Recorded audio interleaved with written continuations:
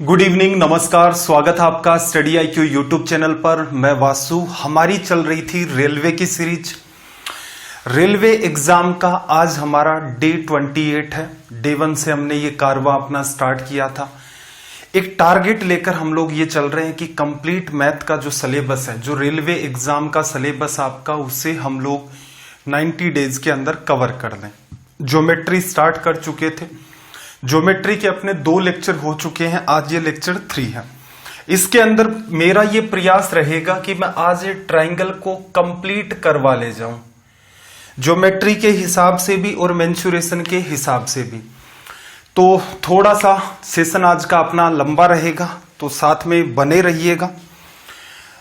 Session start करने से पहले एक जरूरी बात, टेलीग्राम का ये चैनल आपको दिख रहा होगा वासु स्टडी IQ नाम से, इसे आप ज्वाइन करें।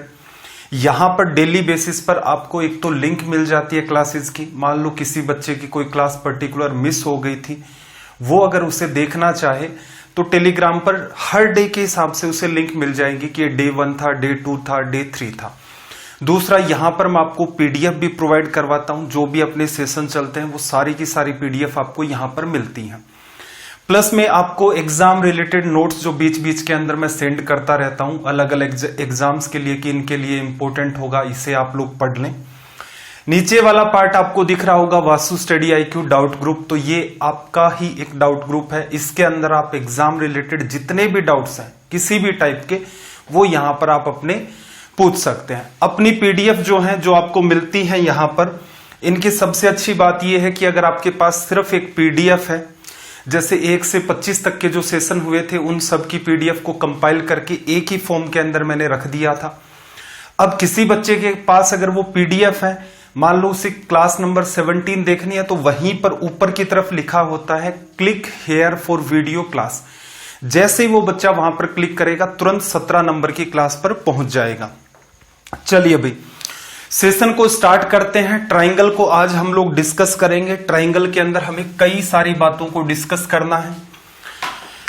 कुछ छोटी छोटी बातों की बात करूं अगर मैं, तो ट्राइंगल का जो डिवीजन होता है वो 2 तरीके से किया जाता है। एक, आप बेस्ड ऑन एंगल्स कर सकते हैं, कोणों के आधार पर। Acute angle, right angle, obtuse angle, न्यून कोण त्रिभुज, समकोण त्रिभुज, अधिक कोण त्रिभुज। पिछला जो सेशन था उसके अंदर ये वाली बात इंपॉर्टेंट थी कि ट्राइंगल बनने की कंडीशन क्या होती है और ट्राइंगल का नेचर। जब साइड्स आपको गिवन हो, क्या वो अक्यूट होगा, क्या वो राइट एंगल ट्राइंगल होगा, क्या वो आपका ऑब्ट्यूस एंगल ट्राइंगल होगा। तो ये कंक्लूजन तो ऑलरेडी हम लोग वहां पर देख चुके हैं। इसके अलावा ट्राइंगल का एक डिवीजन होता है साइड्स के हिसाब से, भुजाओं के आधार पर। जैसे स्केलेन ट्राइंगल या फिर विषम बाहु त्रिभुज, ऐसा ट्राइंगल जिसकी तीनों जो साइड होती हैं उनकी लेंथ डिफरेंट होती है। दूसरा आपका आता है आइसोसेलेस ट्राइंगल, सम द्विबाहु त्रिभुज, ऐसा ट्राइंगल जिसकी 2 भुजाएं आपकी सेम होती हैं। फिर आपका आता है इक्विलेटरल ट्राइंगल, सम बाहु त्रिभुज, तीनों की तीनों साइड आपकी इक्वल होती हैं। अब यहां पर एरिया की अगर मैं बात करूं, किसी भी जो ट्राइंगल का एरिया है, त्रिभुज का जो क्षेत्रफल है, उनके लिए 2 फॉर्मूले आपके पास यूनिवर्सल होते हैं। यूनिवर्सल का मतलब अगर इनमें से कोई बात आपको दे रखी है, वहां पर आपको कुछ भी नहीं पता है, तो सीधे सीधे आप रिजल्ट निकाल सकते हैं। पहला फॉर्मूला है 1/2 बेस इंटू हाइट। क्लियर है? तो इस छोटी सी बात को पहले मैं क्लियर करवाने की कोशिश करता हूं कि असल में देखा जाए तो ट्राइंगल का बेस क्या है और हाइट क्या है। एक मैंने रैंडम ट्राइंगल लिया, ये वाला मैंने एक रैंडम ट्राइंगल ले लिया, कोई ABC ट्राइंगल A, B और C। अब देखो, एरिया अगर मुझे इसका लिखना है तो मैं लिखूंगा 1/2। बेस अगर मैं BC को मानता हूं, आधार अगर मैं BC को मानता हूं, 1/2 आधार, तो ऊंचाई मेरे लिए क्या होगी? जो भी आप बेस मानते हो उसके जस्ट सामने का वर्टेक्स, सामने का शीर्ष। इस शीर्ष से आप क्या करो, जिस साइड को आपने बेस माना है उस पर परपेंडिकुलर ड्रॉ कर दो। मान लेता हूं इसकी वैल्यू क्या आई, H1 निकल के, तो इसका एरिया हो गया 1/2 बेस इंटू में हाइट। क्लियर है? ऐसा भी संभव था। क्या संभव हो सकता था भाई? भविष्य में आप ऐसा भी कह सकते हो कि सर मेरा मन ये कर रहा है कि एरिया निकालूं लेकिन बेस क्या लूं मैं, AB। बिल्कुल आप ऐसा भी कह सकते हैं। बेस आपने ए बी लिया तो हाइट क्या होगी? हाइट का सिंपल सा लॉजिक है, जो आपने बेस माना है उसके सामने का वर्टेक्स देखो, इससे इसके ऊपर आप परपेंडिकुलर ड्रॉ कर दो। ड्रॉ कर दिया, इसकी वैल्यू मान लो S2 आती है तो आप इसे कहेंगे 1/2 AB इंटू में S2। ऐसे ही अगर आपका मन करता AC को अगर आप बेस मानना चाहते हैं बिल्कुल मान सकते हैं। यहां से आप एक परपेंडिकुलर ड्रॉ कर दें, यहां जो आकर के मिल गया ये S3 हो जाएगा। तो मेरे ख्याल से आपको ये बात समझ में आ गई होगी कि ट्राइंगल के अंदर 3 साइड होती हैं तो आप तीनों को ही बेस बना सकते हैं। और यहां पर हाइट किस हिसाब से जज करोगे? जो बेस माना है उसके सामने का वर्टेक्स या फिर शीर्ष देखो, वहां से परपेंडिकुलर या फिर अल्टीट्यूड आप ड्रॉ कर दें, वो उसकी क्या हो जाएगी? आपकी हाइट। एसएससी में इस छोटी सी बात पर भी कई अच्छे टाइप के सवाल बनाए जा सकते हैं। रेलवे के अंदर देखो, ना तो मेरे प्रीवियस ईयर में कोई ढंग का सवाल देखने में आया है, तो मैं अनवांटेड आपके दिमाग को टॉर्चर नहीं करूंगा कि ये बात भी पढ़नी जरूरी है, ये भी जरूरी है। ऐसा किया जा सकता है, बिल्कुल संभव है, लेकिन देखो मेरा ये मानना एक सटीक रणनीति आप रखें, जो एग्जाम तक का है उससे थोड़ा सा लेवल बढ़ा के आप चलते रहें, आपका काम चल जाएगा। ऐसा कभी भी नहीं होता कि एकदम ड्रास्टिक ही चेंज कर देगा एग्जाम में, कभी नहीं करता है। तो इसलिए एग्जाम रिलेटेड पढ़ेंगे। क्वेश्चंस के अंदर बिल्कुल मैं इंक्लूड करता हूं, ऑलमोस्ट क्वेश्चन मेरा ये फोकस रहता है कि वो सीजीएल से उठाए जाए। इसके अलावा एक बात और आप ऑब्जर्व करना, ट्राइंगल की जो हाइट है वो ट्राइंगल से बाहर भी हो सकती है। बाहर भी कैसे हो सकती है भाई? ये आपका ट्राइंगल है, ट्राइंगल का नाम दे दिया मैंने ABC। ट्राइंगल का नाम मैंने ले दिया ABC। अगर मैं इसका एरिया लिखना चाहूं तो 1/2, बेस आपका क्या हो गया? BC। हाइट क्या होगी भाई? BC तो ये है, इसके सामने का वर्टेक्स ये है। अब आपको भी दिख रहा है इस पर परपेंडिकुलर नहीं ड्रॉ होगा, तो इसके लिए क्या करना होगा? आपको साइड को आगे की तरफ मूव करना पड़ेगा। बढ़ाया, अब आप इस पर परपेंडिकुलर ड्रॉ कर सकते हैं। और ये वाली जो दूरी A से लेकर O तक की जो दूरी है, ये आपकी बिहेव किसके हिसाब से करेगी? हाइट के हिसाब से। क्या ये बात एकदम सत्य है? मान लो ये वाली साइड आपकी 6 सेंटीमीटर होती और ये वाली साइड यहां से लेकर यहां तक 4 होती, तो ट्राइंगल का एरिया क्या लिखते? 1/2, 6 गुणा में 4 लिखा जा सकता था। चलो कैसे आया, थोड़ा सा मैं आपको ये बात प्रूफ करके दिखा देता हूं। इसी डायग्राम को हम चेंज कर देते हैं किसके अंदर? रेक्टेंगल में। आयत में इसको कन्वर्ट कर दो। कर दिया। आयत के अंदर इस डायग्राम को आपने कन्वर्ट कर दिया। ABC आपका था, इसे आपने O माना था पॉइंट को, और ये मैं ले लेता हूं D। हमने इस ट्राइंगल का एरिया क्या निकाला है? 1/2, 6 इंटू में 4 लिखा जा सकता है। अब मुझे इससे कोई भी मतलब नहीं है कि मेरा ये जो रेक्टेंगल है, कौन सा है रेक्टेंगल? मार्किंग कर देता हूं, इजी वे में हर बात को समझते हुए चलेंगे। BOAD। ओरिजिनली मेरे पास क्या था? आयत BOAD। इसके अंदर मैंने एक ट्राइंगल बना लिया BCA। ये तो 4 था जो कि हमारी हाइट निकल के आई थी, ठीक है। ये 6 था, इसको कुछ भी ले लो, जैसे आपका मन करे, जैसे 2 ले लो। क्लियर है? इसका मतलब रेक्टेंगल की एक साइड 8 है, एक साइड आपकी 4 है। अगर मुझे इस ट्राइंगल का एरिया चाहिए तो क्या आप ऐसा नहीं कर सकते? अगर आपको ट्राइंगल ABC का एरिया चाहिए तो आप ऐसा भी तो कर सकते हैं। आपके पास जो ट्राइंगल ABO है, राइट एंगल ट्राइंगल है ABO, इसमें से आप क्या कर दो? ट्राइंगल ACO को लेस कर दो। रीजन क्या है? समकोण त्रिभुज वाली बात तो हर बच्चे की क्लियर रहती है, तो इसलिए आपने क्या किया? ट्राइंगल ABO में से ACO को लेस कर दिया। हम जस्ट इस बात को कंफर्म करना चाहते हैं कि बाहर जो आपकी AO हाइट आई थी, क्या सच में वो इस चीज को जस्टिफाई करती है? असल में वो फॉर्मूला बनाया ही यहां से गया है। वो जो कॉन्सेप्ट आपका कि हाइट बाहर हो सकती है, क्या ये बात ट्रू है? उसको प्रूफ इसी तरीके से किया गया है।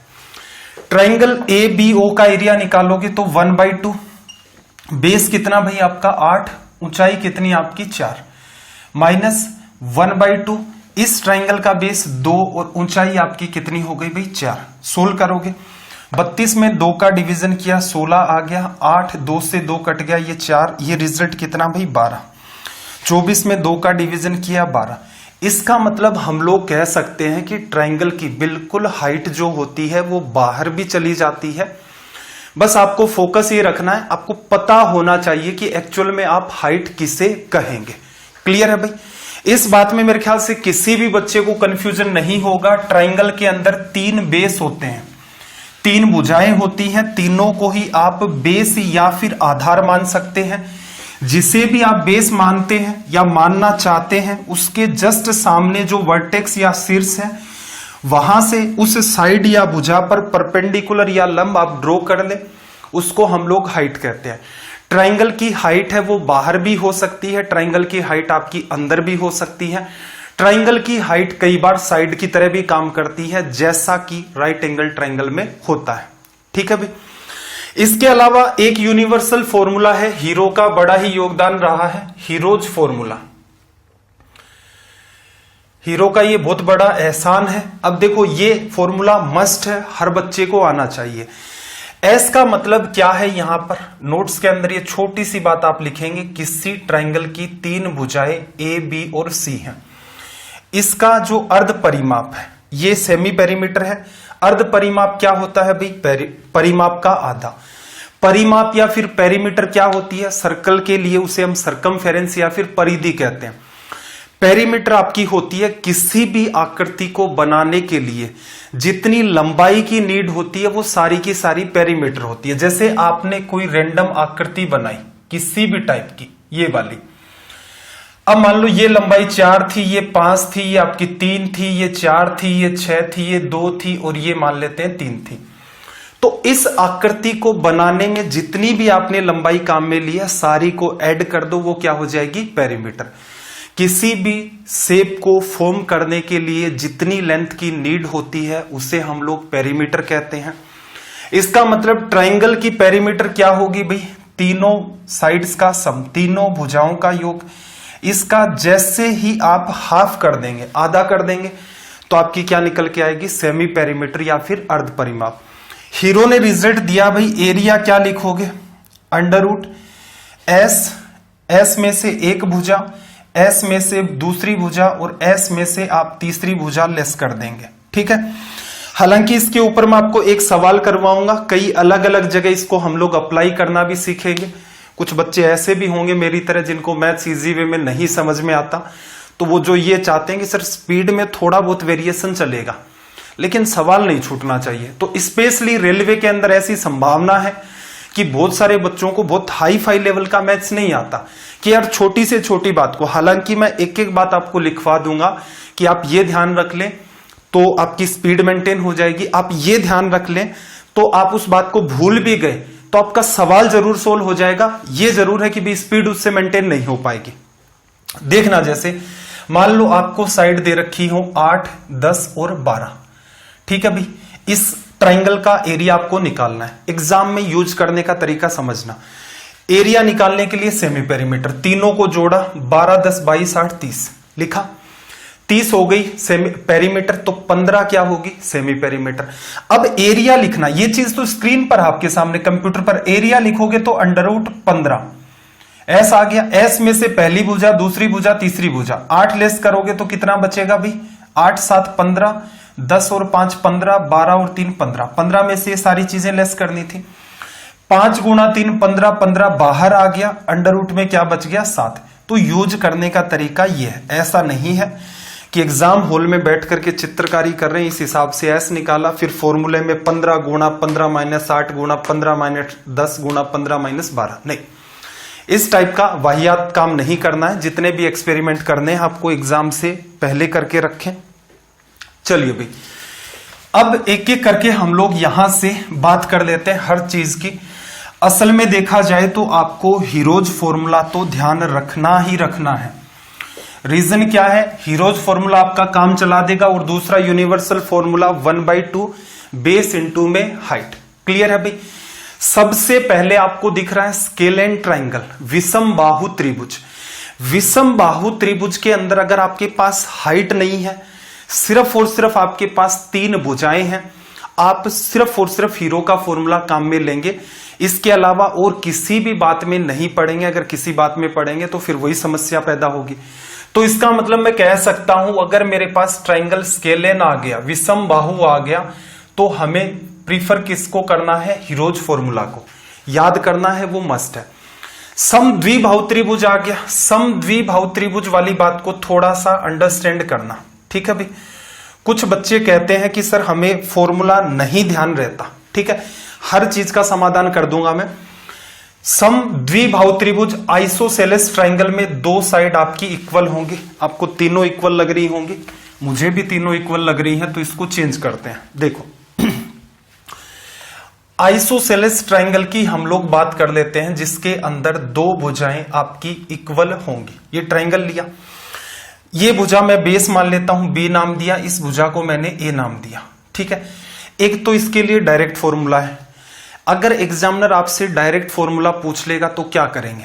या तो आपको याद हो, नहीं याद है तो एक छोटी सी बात आप ध्यान रखना कि किसी भी ट्राइंगल का एरिया लिखते हो 1/2 बेस इंटू में हाइट, 1/2 आधार गुणा ऊंचाई लिखा जाता है।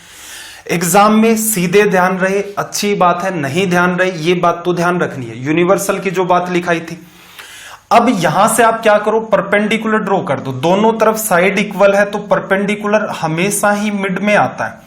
अब इस बात में आपको मैं नहीं घसीटना चाहता, क्योंकि ये पार्ट इन्वॉल्व हो जाता है आपका कोंग्रुएंसी का, सर्वांग समता का, जिसे हमें पढ़ने की नीड नहीं पड़ेगी।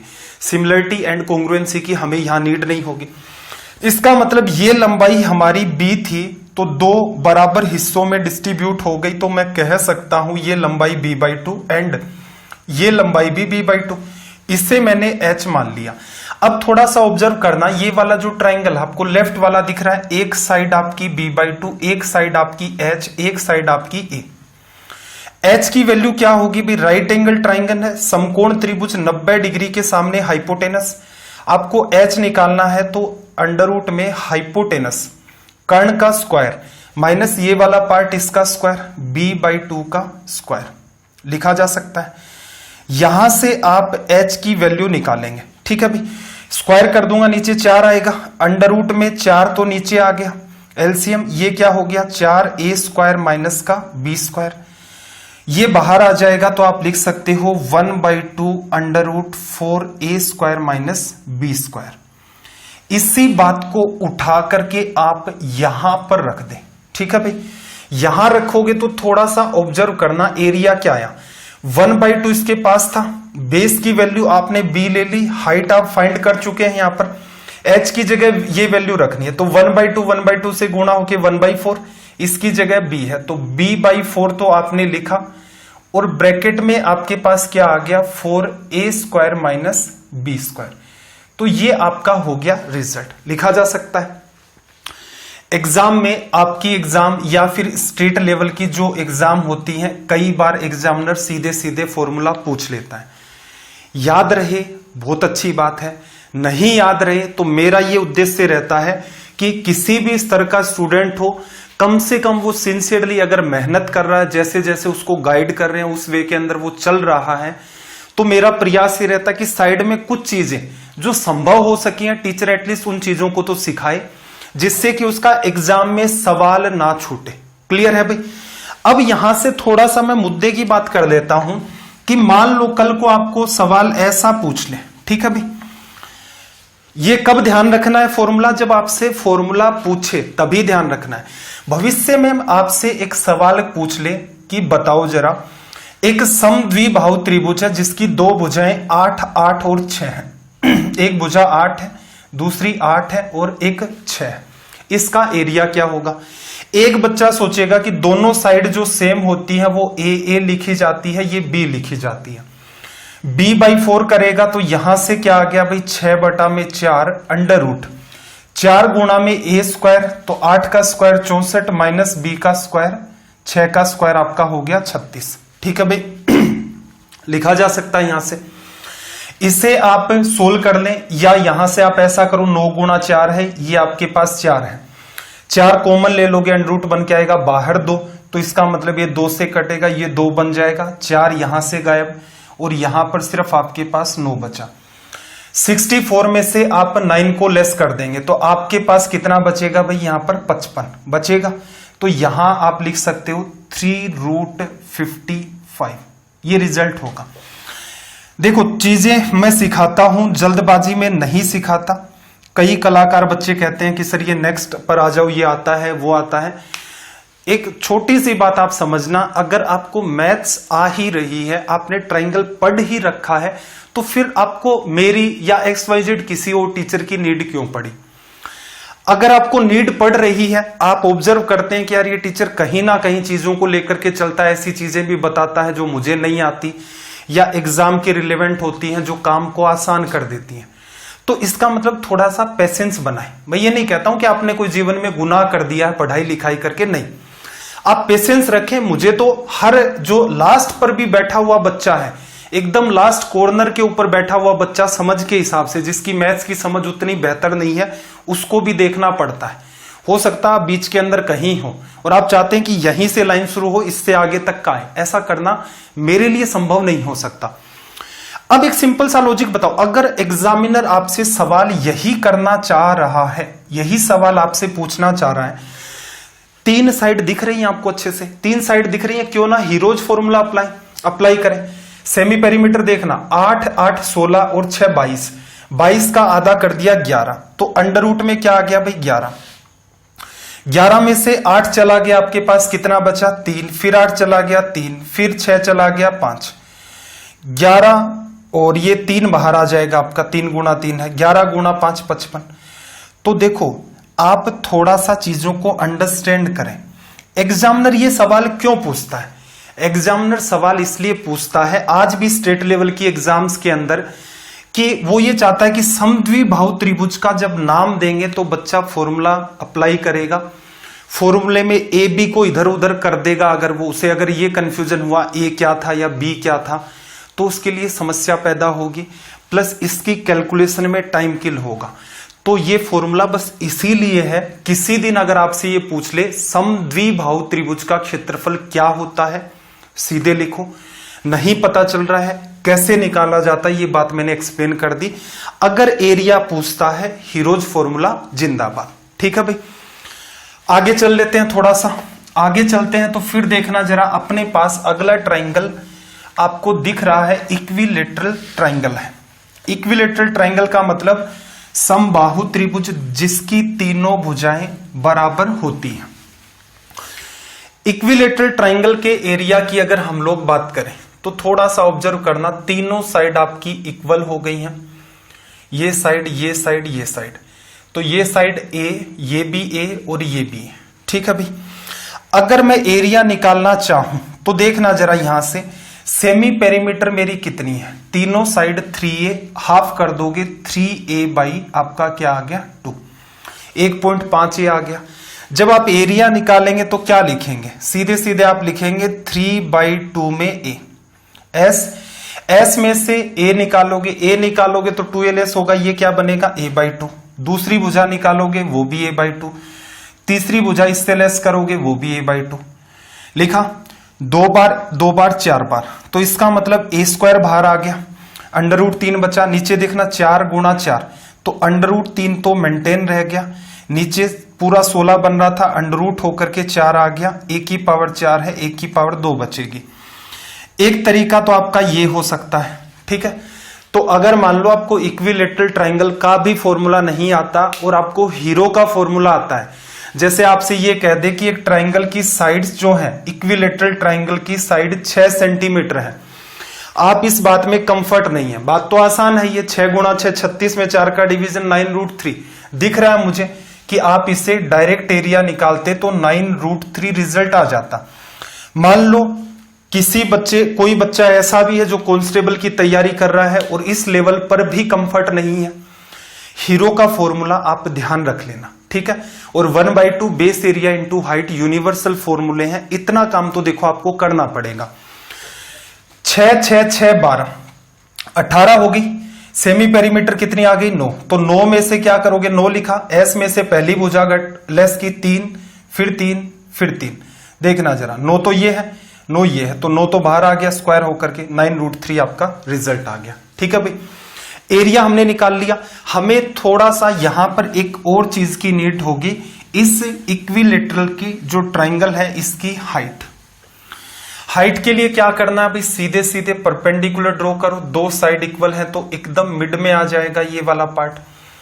पूरी दूरी आपकी a थी तो इसका मतलब ये पार्ट आपका a/2 एंड ये वाला पार्ट भी आपका क्या हो जाएगा a/2। इसे मैंने नाम दिया h।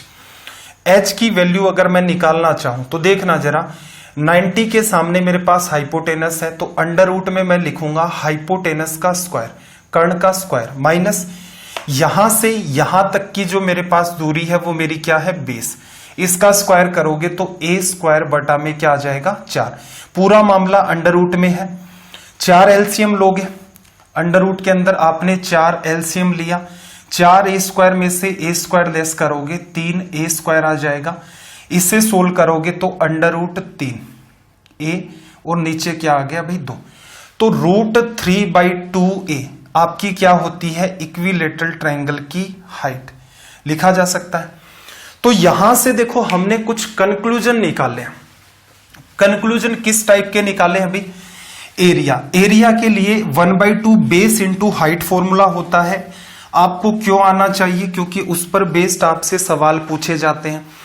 दूसरा हीरोज का फॉर्मूला, जैसा इसका नाम है बिल्कुल ये हीरो की तरह ही बिहेव करता है, तो वो भी आपको आना चाहिए, जिससे कि हमें कैसा भी ट्रायंगल के एरिया का सवाल दिया, हमें कोई फॉर्मूला नहीं पता है, हीरोज फॉर्मूला पता है, हम उसका रिजल्ट बता सकते हैं। आगे वाली टर्म आपको दे रखी है अंतः त्रिज्या और परित्रिज्या। ये पार्ट देखो रेलवे के हिसाब से बहुत ज्यादा तो इंपॉर्टेंट नहीं लग रहा, लेकिन जो मैं बात बताना चाह रहा हूं एटलीस्ट वो वाली बात तो आप ध्यान रख लेना। असल में देखा जाए इन रेडियस होती क्या है, अब यहां से एसएससी की लाइन थोड़ी डिफरेंट बन जाती है और रेलवे और स्टेट लेवल की एग्जाम की लाइन थोड़ी डिफरेंट बन जाती है। एसएससी में हर चीज को मेजर किया जाता है कि जैसे इन सेंटर है वो कैसे, इन रेडियस कहां से आई, इन सेंटर से आई। इन सेंटर क्या होता है, एंगल बाइसेक्टर के बाइसेक्ट जहां पर करते हैं वो आपका इन सेंटर होता है। आगे आपको सरकम रेडियस या परित्रिज्या दिख रही होगी, सरकम सर्कल का जो सेंटर होता है उसे सरकम सेंटर कहते हैं, उसकी रेडियस को सरकम रेडियस कहते हैं। कहां से आई, ये क्या आया, ये वो क्या आया, ये सारा काम एसएससी का है। क्यों, एसएससी इसके ऊपर लगातार सवाल पूछता है और सवालों का स्तर भी बहुत अच्छा होता है। तो यहां से अपनी लाइन चेंज होगी, हम लोग एसएससी वाली लाइन को एक बार स्किप कर रहे हैं, लेकिन जो चीजें मैं बता रहा हूं वो सारी की सारी एसएससी के बच्चे को भी आनी चाहिए, कंपलसरी है। तो अपने जो काम की बात है, पहले तो ये फीलिंग आप डेवलप करो कि असल में देखा जाए तो इन रेडियस क्या बवाल है। तो देखना जरा, आपके पास कोई ट्राइंगल है, ठीक है, इसके अंदर आप बड़े से बड़ा सर्कल बनाते हो, एकदम बड़े से बड़ा। बड़े से बड़ा जब आप सर्कल बनाएंगे तो वो क्या होगा, वो तीनों साइड को टच करेगा, तीनों साइड को टच करेगा और इस सर्कल को, इस वृत्त को नाम दिया जाता है इन सर्कल, इन सर्कल, अंतः वृत्त, इसे नाम दिया जाता है अंतः वृत्त। क्लियर भाई।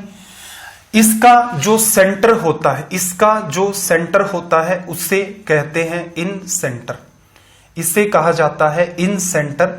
हिंदी में अगर आप इसे कहेंगे तो ये होगा आपका अंतः केंद्र, ठीक है भाई। और यहां से कहीं भी आप सरकमफेरेंस को मिला दो इसकी को, ये जो आपकी स्मॉल आर है इसे जनरली स्मॉल आर से रिप्रेजेंट किया जाता है, ये आपकी होती है इन रेडियस। इन रेडियस या फिर हिंदी में इसे हम लोग कहें तो ये हमारी हो गई अंतः त्रिज्या। क्लियर भाई। अंतः त्रिज्या का यूनिवर्सल फॉर्मूला आपको ध्यान रखना है, यूनिवर्सल फॉर्मूला होता है एरिया अपॉन सेमी पेरीमीटर। तो मैं सीधे शब्दों में ही इसको लिख देता हूं, इन रेडियस का हमारा जो फॉर्मूला होता है वो होता है एरिया अपॉन में सेमी पेरीमीटर। अब मुझे एक छोटी सी बात बताओ, चाहे वो आपको कैसा भी ट्राइंगल दे दे, आपको कैसा भी ट्राइंगल दे दे, एरिया जो है आपका वो फाइंड करने वाली बात मैंने अभी अभी आपके साथ डिस्कस की है कि एरिया कैसा भी ट्राइंगल हो, ट्राइंगल है कितने, आइसोसेलेस, आपका scalene triangle, equilateral triangle, right angle triangle. तो 4 गिने चुने टाइप के आपके ट्राइंगल होते हैं। एरिया निकाल सकते हो आप, हीरोज फॉर्मूला जिंदाबाद आपका। दूसरा सेमी पेरीमीटर, भाई तीनों साइड ही दे दी, सेमी पेरीमीटर। अर्ध परिमाप भी आप निकाल सकते हैं, इसे मैं लिख देता हूं, ये हमारी होती है सेमी पेरीमीटर। कोई कंफ्यूजन है? कोई कंफ्यूजन नहीं है। अब एक छोटी सी बात और बता देता हूं, एसएससी के भी कई बच्चे देख रहे होंगे, ये जो बनता है ये आपका इंटीरियर एंगल बाइसेक्टर से बनता है, आंतरिक कोण समद्विभाजकों से। पिछली क्लास में एक रिजल्ट हमने निकाला था कि एसएससी के बच्चे तो उस रिजल्ट को ध्यान रखेंगे जब एसएससी के हिसाब से ज्योमेट्री चलेगी, बिल्कुल इसका जैसा हम लोग आज पढ़ रहे हैं उसका एकदम डिफरेंट आपको तरीका मिलेगा पढ़ने और पढ़ाने का। ठीक है भाई, रीजन क्या है? जो एग्जाम आपको ये कह दिया कि ये चैप्टर इस एग्जाम के लिए पढ़ाया जा रहा है, इसका मतलब उस चैप्टर के अंदर इधर उधर कुछ होने के चांसेस है नहीं। एक तो मैं जो करवा रहा हूं वो करो, पैरेलल में मैं काम भी बताता हूं। मैंने कहा शारदा वाली बुक लगाया करो, रेलवे के बच्चे, स्टेट लेवल के एग्जाम के बच्चे, इतना आप कर दो यार, मैथ के अंदर कॉन्फिडेंस आ जाएगा, ऑटोमेटिक सीख भी जाओगे। ठीक है भाई, ये आपको क्या ध्यान रखना रेलवे के बच्चे, एक तो स्मॉल आर की वैल्यू इन रेडियस की वैल्यू होती है area upon semi perimeter. Area किसका है भाई? सर्कल का नहीं है ये, एरिया ऑफ ट्राइंगल, त्रिभुज का क्षेत्रफल, अपॉन में सेमी पेरीमीटर ऑफ ट्राइंगल, त्रिभुज का अर्ध परिमाप। कैसा भी ट्राइंगल दे दे आप उसकी स्मॉल आर निकाल सकते हैं। कोई आपके पास ट्राइंगल है, उसके अंदर बड़े से बड़ा जब आप सर्कल बनाते हैं, तीनों साइड को टच करता है, उसे हम लोग इन सर्कल या फिर अंतःवृत्त कहते हैं। उसके केंद्र को अंतः केंद्र कहा जाता है। आंतरिक कोण समद्विभाजकों से ये आपका बनता है, उसकी त्रिज्या अंतः त्रिज्या या इन रेडियस कहलाती है। इन रेडियस की वैल्यू होती है एरिया अपॉन सेमी पेरीमीटर। ये यूनिवर्सल फॉर्मूला है। ठीक है भाई, अब एक छोटा सा काम मैं और बढ़ा रहा हूं कि कुछ बच्चों की मैथ्स का स्तर थोड़ा सा ठीक होता है, तो उनके लिए कोई एक काम बढ़ जाएगा। देखो, सवाल आपका इस फॉर्मूले से सोल्व हो जाएगा। कई बच्चे कहते हैं कि सर थोड़ा स्पीड भी अगर मेंटेन करें तो थोड़ा सा देखना जरा, अगर आपका ट्राइंगल राइट एंगल ट्राइंगल है, राइट एंगल ट्राइंगल में बेस परपेंडिकुलर और ये आपका हाइपोटेनस। ठीक है भाई, यहां से अगर आप स्मॉल आर की वैल्यू लिखेंगे तो ये आती है base perpendicular minus hypotenuse divide by 2। इसे मैं यहां पर प्रूफ करके नहीं दिखाऊंगा। रीजन, अपना जो काम है, अपनी जो एग्जाम है उसके हिसाब से अपना काम दौड़ेगा। अगर आपका ट्राइंगल इक्विलेटरल ट्राइंगल है, इक्विलेटरल ट्राइंगल है अगर आपका, साइड इसकी ए और ए, यहां से अगर आप स्मॉल आर लिखोगे तो ये आती है a अपॉन में 2√3। कहां से निकाली भाई? या तो यहां से निकाल लो, यहां इसका सेंट्रोइड बनाया जाता है। ठीक है, वो थोड़ी सी बात हटके होगी, उसको भी देख लेते हैं। ठीक है भाई, एरिया अपॉन सेमी पेरीमीटर से भी वो आपका रिजल्ट निकल के आता है। अब थोड़ी सी बात और बदलते हैं हम लोग, हमें और क्या देखना है। अगला पार्ट आप देख रहे होंगे सरकम रेडियस या फिर परित्रिज्या। ठीक है भाई, कैपिटल आर से लिखते हैं। ये क्या है ये मैं एक्सप्लेन करता हूं थोड़ा सा कुछ इस हिसाब से। देखना, मेरे पास एक रैंडम ट्राइंगल था, मेरे पास एक ट्राइंगल था, इसके तीनों वर्टेक्स, तीनों शीर्षों से गुजारते हुए मैंने एक सर्कल बनाया। ठीक है भाई, असल में अपने कंफर्ट के लिए मैंने सर्कल पहले बनाया, उसके अंदर ट्राइंगल को बाद में फिट किया है। लेकिन एक्चुअल में क्या है, आपके पास एक त्रिभुज है, इसके तीनों शीर्षों से गुजरते हुए आप एक अगर वृत्त बनाते हैं तो इस वृत्त को कहा जाता है परिवृत्त। परिवृत्त को इंग्लिश में आप कह सकते हैं सरकम सर्कल। क्लियर? सरकम सर्कल। इसका कहीं भी सेंटर होगा, इस सर्कल का जो सेंटर होता है उसे कहते हैं हम लोग परिकेंद्र। परिकेंद्र। क्लियर है भाई? इसका नाम मैं दे देता हूं, जैसे ए बी सी और ये ओ। इंग्लिश में कहोगे तो ये हो जाएगा आपका सरकम सेंटर। आप यहां से इसको मिला दो, ये क्या आपकी रेडियस। रेडियस नॉर्मल सी बात है भाई, सेंटर से सरकमफेरेंस को मिलाओगे तो यहां देखो सेंटर से चाहे ओ ए को मिला दो, चाहे आप ओ बी को मिला दो, चाहे आप ओ सी को मिला दो, ये सारी की सारी आपकी क्या है, कैपिटल आर। सरकम रेडियस। इंपॉर्टेंट बात क्या है भाई, यूनिवर्सल फॉर्मूला। सरकम रेडियस निकाली जाती है a into B into C divide by 4 into में एरिया। ठीक है भाई, अब एबीसी जैसा आपको नाम है पता चल रहा होगा, यहां पर सर्कल की तो साइड हो नहीं सकती, सर्कल की साइड तो इनफाइनाइट होती है, ठीक है, उतना गहराई में भी नहीं जाना, ये मान के चलो सर्कल की साइड नहीं होती है, बस सर्कल गोल होता है। 4 इंटू एरिया, एरिया किसका भाई, ये ट्राइंगल का, ठीक है भाई। यहां से तो अपने ये दो आपको फॉर्मूले ध्यान रखने हैं, रट्टा वैसे नहीं बैठाना, पता होना चाहिए इन सर्कल क्या होता है, सरकम सर्कल क्या होता है, अंतःवृत्त अंतःत्रिज्या, परिवृत्त परित्रिज्या पता होना चाहिए, small R area upon semi perimeter, capital R ABC upon में 4 इंटू एरिया। अगर आप इसके लिए राइट एंगल ट्राइंगल के लिए कैपिटल आर निकालते हैं तो ये सीधे भी निकल के आ जाती है हाइपोटेनस डिवाइड बाई 2। अगर आप इसके लिए ये निकालना चाहते हैं कैपिटल आर, ये इसकी जस्ट डबल हो जाती है एरिया अपोन में √3, सॉरी ए अपोन में √3। रेलवे के हिसाब से बस इस बात को स्टार मार्क कर लेना। जिन बच्चों ने पहले कुछ पढ़ रखा है इस टाइप का वो एक्स्ट्रा बात ध्यान रख सकते हैं, बहुत अच्छी बात है। इससे अगर सवाल आपका बनता है राइट एंगल ट्राइंगल से या इक्विलेटरल ट्राइंगल से, वो हिट जल्दी हो जाएगा, काम अपना इससे भी चल जाएगा, इससे बाहर की आपको नीड नहीं पड़ेगी। इतनी सारी चीजें हो गई। नीचे देखना special cases for equilateral triangle, equilateral triangle से जुड़ी हुई एक दो बात और देख लेते हैं। राइट एंगल ट्राइंगल से जुड़ी हुई बात थी वो इतनी की इतनी आपकी बन गई, ठीक है। फिर भी मैं एक आधा रिजल्ट और है वो आपको और लिखवा देता हूं जिससे चीजें थोड़ी आपके लिए आसान हो जाए।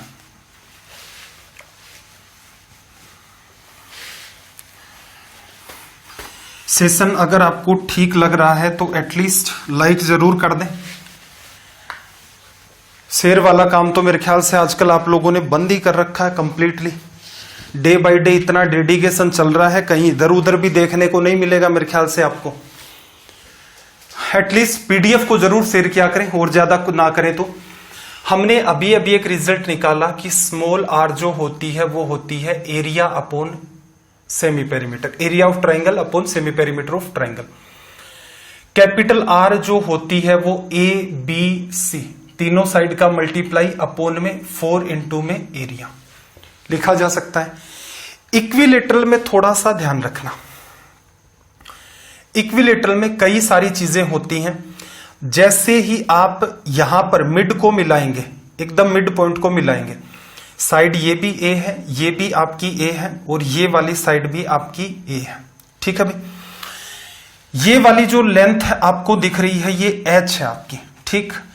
एच को लिखा जाता है √3/2 इंटू में साइड, √3/2 ही पीछे निकाल के देखा था। इक्विलेटरल ट्राइंगल के लिए स्मॉल आर आप निकालते हैं वो होती है ए अपोन में 2√3, और कैपिटल आर होती है आपकी ए अपोन में √3। इस हाइट के बराबर मैं एम भी लिख सकता हूं। एम से मेरा मतलब होता है मीडियन। मीडियन एक बहुत ही वास्ट सा पार्ट है, मतलब इसी का हिंदी में इसे हम माध्यिका कह सकते हैं। थोड़ा सा एक बार देख लो, रेलवे में उम्मीद नहीं है मुझे, इसलिए मैं जबरदस्ती घसीटूंगा मिली। मीडियन है क्या एक्चुअल में? कोई भी आपके पास ट्राइंगल है, आपने एक वर्टेक्स को चुना, उसके बाद आपने सामने वाली साइड के मिड पॉइंट को मिला दिया, बस इसी को मीडियन का नाम दिया जाता है माध्यिका। जहां पर दो या तीनों की तीनों माध्यिकाएं मिलती हैं, जैसे आप इसको भी मिला दें, आप इसको भी मिला दें, तो ये बनता आपका केंद्रक, ठीक है। इसकी आपको नीड नहीं होगी। हालांकि पीछे कई दिन हो गए मैंने एक पीडीएफ दी थी, उसके अंदर इस टाइप का सारा सिस्टम था कि ज्योमेट्री और मेंसुरेशन की मेरे ख्याल से 25 पेजेस की एक पीडीएफ बना के दी थी, हैंड रिटन करके दिया था मैंने, कि एसएससी का जो भी बच्चा है, सीडीएस का जो भी बच्चा है, उसको ये पीडीएफ अच्छे से आनी चाहिए। कुछ पार्ट तो उसका यहां पर आपका कवर हो जाएगा, तो ये आपकी थोड़ी सी हटके बात थी, तो इसलिए मैंने मीडियन का। जब आप इसका अंदर का सर्कल बनाएंगे तो वो कुछ ऐसा होगा, उसका सेंटर कहीं यहाँ होगा। बाहर वाला बनाएंगे, इक्विलेटरल ट्राइंगल है तो इसका भी सेंटर आपका यहीं पर होगा। यहीं पर आपका अंतः केंद्र होता है, यहीं पर आपका परिकेंद्र होता है। माध्यिकाओं से अगर बनाना चाहते तो आपका केंद्रक भी यहीं होता, और भी कई सारे सेंटर होते हैं, ठीक है भाई। तो ये वाली जो दूरी होती है असल में ये तो स्मॉल आर, क्योंकि छोटे सर्कल की रेडियस है, और ये वाली जो होती है पूरी की पूरी ये वाली, ये क्या कहलाती है आपकी कैपिटल आर। तो आपको क्या ध्यान रखना है, सीधे अगर लिख सकते हो तो ये ठीक है, बाकी इससे आपका काम दौड़ जाएगा। रेलवे में जैसे सवाल आएंगे कि ट्राइंगल दे दिया, स्मॉल आर कैपिटल आर आपसे पूछ रहा है हीरो का फॉर्मूला, इसके साथ दूसरी चीज मैं अटैच कर रहा हूं, इसके साथ आपको एक तो हीरो का फॉर्मूला पता हो और ये दो बातें आपको पता हो, आपका काम बिल्कुल धड़ल्ले से चलेगा, चाहे वो स्मॉल आर पूछे चाहे वो आपसे कैपिटल आर पूछे। तो आई होप यहां तक की सारी बातें आपकी क्लियर हो गई होंगी। अब कुछ सवालों की तरफ मूव करते हैं, ठीक है भाई। कई बच्चे क्या डिसलाइक मारना स्टार्ट कर देते हैं, तो देखो रेलवे है तो मतलब रेलवे है। जब एसएससी के लिए पढ़ाया, जैसे कोऑर्डिनेट ज्योमेट्री मैंने आपको पढ़ाया एसएससी के लिए, 10 लेक्चर लिए मैंने एकदम धूमधाम से, मेरे ख्याल से 150 के आसपास सवाल वहां पर हमने डिस्कस किए। तो आप अपने हिसाब से चीजों को जज ना किया करेंगे, टीचर बड़ा ही वाहियात है, ये पढ़ा देता तो क्या हो जाता, ये पढ़ा देता तो क्या हो जाता। ये बात मैं कई बार कह चुका हूं कि हर एक एग्जाम का एक पैटर्न होता है, प्लस में अपने पास टाइम, अगर यही टाइम मान लो 150 दिन होता, बिल्कुल मैं आपको रेलवे के अंदर भी प्रैक्टिस के लिए भी मैं ये नहीं कहता कि आपको भी साइड से कोई किताब खरीदनी है, नहीं, जितना मैं कंटेंट दे रहा हूं उतना का उतना करते जाओ। अब मैंने ऐसी कोई हेडेक नहीं ली, फालतू का कोई वादा नहीं किया आपसे, मैं ये कह रहा हूं ये है पैरेलल में शारदा वाली बुक है, उसको लगाते रहो, ठीक है। मॉक टेस्ट देने स्टार्ट कर देना जैसे ही आपकी एग्जाम नजदीक आए, उससे 1 महीने पहले। तो इतने में क्या आपके अंदर जो सिली मिस्टेक्स आप करते हैं वो सारी की सारी दूर होनी स्टार्ट हो जाएंगी। 481 सवाल हमने डिस्कस कर लिए थे, क्वेश्चन नंबर 482 पर आ जाते हैं। देखना जरा, एक त्रिभुज की भुजाएं हैं 1/2 अनुपात 1/3 अनुपात 1/4 के अनुपात में। त्रिभुज का परिमाप 52 सेंटीमीटर है, सबसे छोटी भुजा क्या होगी। पहले तो ये जो रेशियो दे रखा है सिंप्लीफाई करो इसको। देखो जैसे आपको 2:5 दे रखा है, अगर मैं इसको दोनों को ही 4 से गुणा कर दूं, 8 अनुपात मेरा क्या बनेगा भाई 10। फिर सिंप्लीफाई करोगे यही बात 2:5, क्या कंक्लूजन निकला। अगर चीजें अनुपात में हैं, दोनों संख्याओं को आप अपने मन से किसी भी एक संख्या से मल्टीप्लाई कर दो या फिर आप उससे डिवाइड कर दो, आपका रिजल्ट जो है वो निकल के क्या आएगा सिंप्लीफाइड फॉर्म में, और वो गलत नहीं होगा, वो भी सही होगा। तो 2 हटाओ 3 हटाओ 4 हटाओ, सबको क्या कर दो भाई 12 से गुणा कर दो, तीनों को 12 से करोगे 1/2 इंटू 12 कितना आ जाएगा 6। अगली बात 1/3 से करोगे कितना आ जाएगा 4, 1/4 से करोगे कितना आ जाएगा आपका 3। लिखा जा सकता है एक भुजा 6 है, एक 4 है, एक 3 है, 6 4 10 और 3 13 हो गया। सवाल सोल्व हो गया मेरे ख्याल से। 13 असल में पेरीमीटर को बता रहा है ना, पेरीमीटर टोटल कितनी हो गई भाई 52, 4 गुणा किया, सबसे छोटी भुजा दिख रही है आपको, 4 से गुणा कर दिया यहां पर भी, तो रिजल्ट कितना आ गया 12। बस इतना सा पार्ट आपको सिंप्लीफाई, इतना ही लिखना था। वैसे एग्जाम के अंदर इतना ही, आगे की चित्रकारी नहीं करनी है। रीजन क्या है, कैलकुलेशन आसान है। 6 4 10 और 3 13, 13 गुणा 4 52, सबसे छोटी भुजा आपकी 3 है, 3 को 4 से करोगे रिजल्ट आपका आ जाएगा 12। चलिए भाई अगले सवाल की तरफ मूव करते हैं। Question number 483। 483 की बात करें हम लोग, सबसे पहला काम आप लैंग्वेज को रीड करें इसकी को। क्वेश्चन नंबर 483,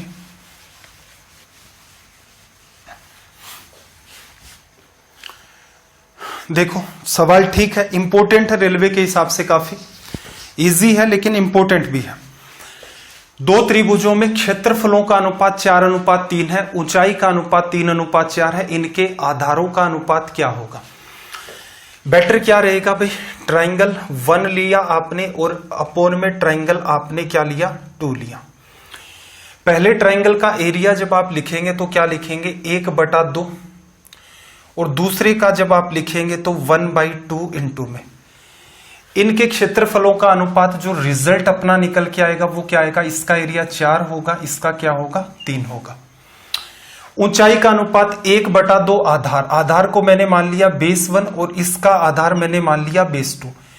पहले की ऊंचाई कितनी है भाई 3 और दूसरे की ऊंचाई कितनी है 4।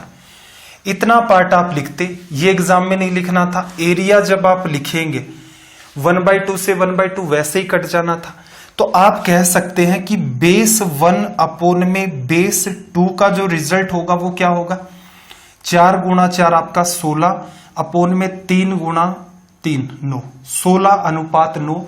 ऑप्शन 1 आपका करेक्ट आ जाएगा। ठीक है भाई, एग्जाम में क्या करना था थोड़ा सा देखना। एग्जाम में 1/2 लिखने की नीड नहीं थी, छोटे छोटे सुधार हैं भाई। 2 बार 1/2 लिख रहे हो, एरिया भी रिप्रेजेंट कर रहे हो, 10 सेकंड भी वेस्ट हो रहे हैं, क्यों वेस्ट करते हो?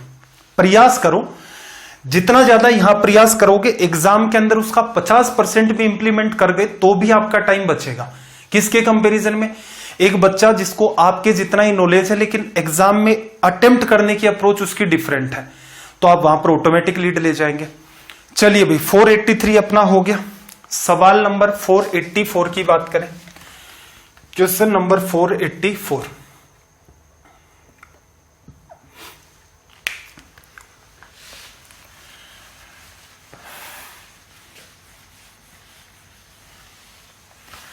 देखना जरा,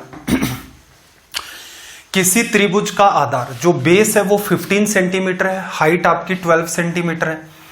एक अन्य त्रिभुज जिसका क्षेत्रफल इस त्रिभुज के क्षेत्रफल का दुगुना है और आधार 20 सेंटीमीटर है, तो क्षेत्रफल का दुगुना आधार 20 सेंटीमीटर है। क्या है भाई, क्या पूछा है? अन्य त्रिभुज की ऊंचाई। ठीक है भाई, ऊंचाई निकालनी है। देखो, पहले वाला जो ट्राइंगल है उसका एरिया जब आप लिखेंगे तो क्या लिखा जाएगा? 1/2। बेस आपको गिवन है 15 और हाइट आपको गिवन है कितनी? 12। ये पहले ट्राइंगल का एरिया हो गया।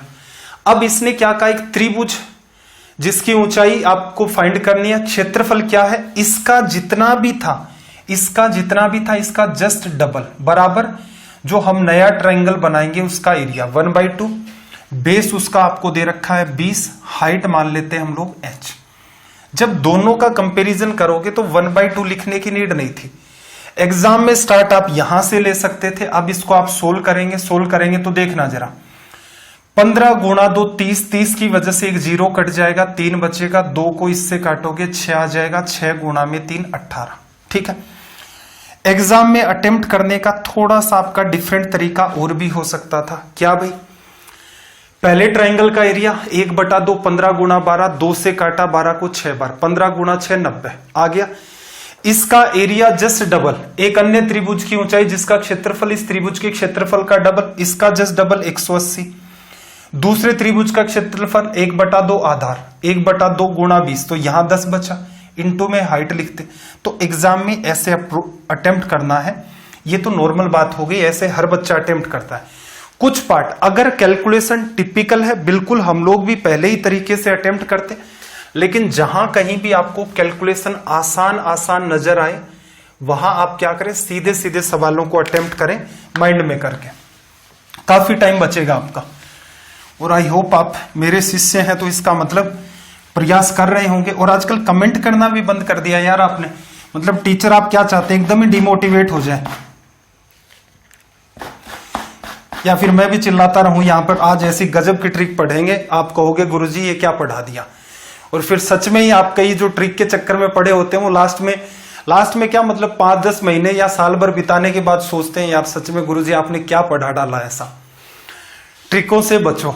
देखना, यदि एक समबाहु त्रिभुज का शीर्षलंब हाइट को कहा जाता है, समबाहु त्रिभुज इक्विलेटरल ट्राइंगल, क्षेत्रफल कितना होगा? देखना, हाइट आप क्या लिखते हो इक्विलेटरल ट्राइंगल की? √3/2 और इंटू में ए, ये होती है 12√3 लिखा जा सकता है। अगर भूल गए तो हाइट आपको निकालनी बताई है, बाकी प्रयास करें कि याद रह जाए।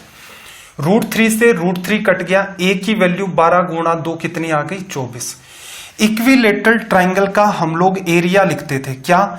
√3/4, √3/4 इंटू में साइड का स्क्वायर, 24 गुणा 24 यहां पर लिखा जाएगा, 24 का स्क्वायर, ये काटा 6 बार, 6 को 20 से किया और फिर 4 से किया, 24 120 144, √3 आपका हो गया रिजल्ट। ठीक है, कोई बहुत ज्यादा इसमें कुछ दिमाग लगाने वाली बात नहीं थी, सीधे सीधे आप साइड निकालते हो और आपका रिजल्ट आ जाता है। क्वेश्चन नंबर 486 की बात कर देते हैं, सवाल नंबर 486। लैंग्वेज को रीड करो सबसे पहले तो।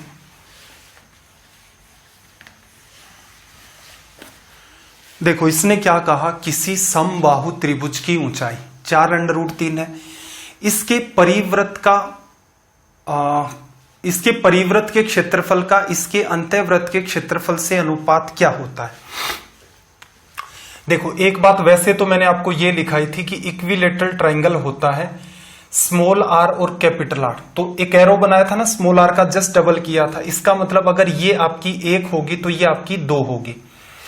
स्मॉल आर की वजह से एरिया लिखोगे, सर्कल ही तो होता है, पाई इंटू में 1 का स्क्वायर, और रेशियो में कैपिटल आर की वजह से लिखोगे तो पाई इंटू में 2 का स्क्वायर।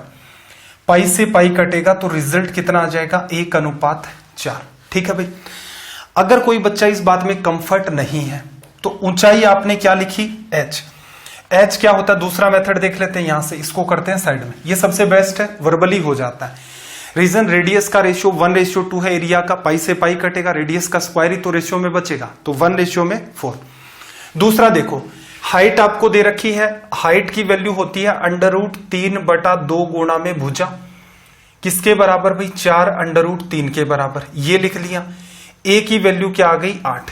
स्मॉल r क्या लिखते थे भाई आप, a/2√3 लिखते थे। कैपिटल आर क्या लिखते थे, a/√3। इसीलिए मैंने वहां पर लिखा था इसका जस्ट डबल लिखा जा सकता है। यह भी बात नहीं पता है तो कोई समस्या वाली बात नहीं, इक्विलेटरल को देखो अगर स्पेशल फोकस कर सकते हैं अच्छी बात है। दूसरा तरीका, हाइट आपको बिल्कुल ध्यान रखनी है इक्विलेटरल, क्योंकि हर बात कोई प्रूफ करेंगे तो इतना टाइम आपका किल हो जाएगा। समबाहु त्रिभुज की ऊंचाई को जरूर ध्यान रख ले, उसके बाद तो एरिया अपॉन सेमी पेरीमीटर या ABC/4A आप अप्लाई करेंगे, काम चल जाएगा। मैं वैल्यू रखता हूं, जैसे ही मैंने 8 रखा ये इससे कट जाएगा, 4/√3 लिखा जा सकता है। यहां पर क्या आ जाएगा, 8/√3। वही बात पाई इंटू में आप लिखोगे पहली वाली रेडियस 4/√3 का स्क्वायर, फिर पाई इंटू में 8/√3 का स्क्वायर। पाई से पाई कटेगा, √3 फिर से कट गया, 4 से काट दो 2 बार, स्क्वायर अब कर सकते हो, 1:4।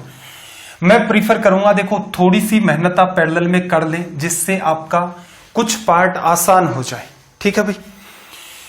चलिए भाई, क्वेश्चन नंबर 487, ये तरीका प्रीफर करेंगे। ये तरीका प्रीफर क्या करना था, सवाल वैसे भी आपका माइंड में सोल्व हो रहा था। 487 लैंग्वेज को आप रीड करें।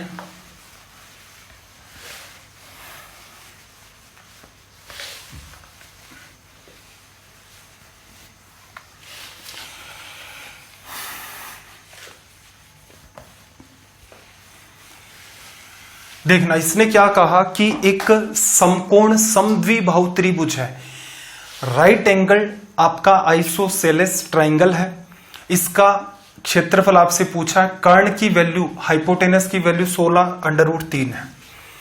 देखना भाई, आइसोसेलेस और राइट एंगल ट्रायंगल, भुजाएं दो बराबर, राइट एंगल तो ये बन गया, ये दोनों ही बराबर हो सकती हैं, हाइपोटेनस तो डिफरेंट होगा।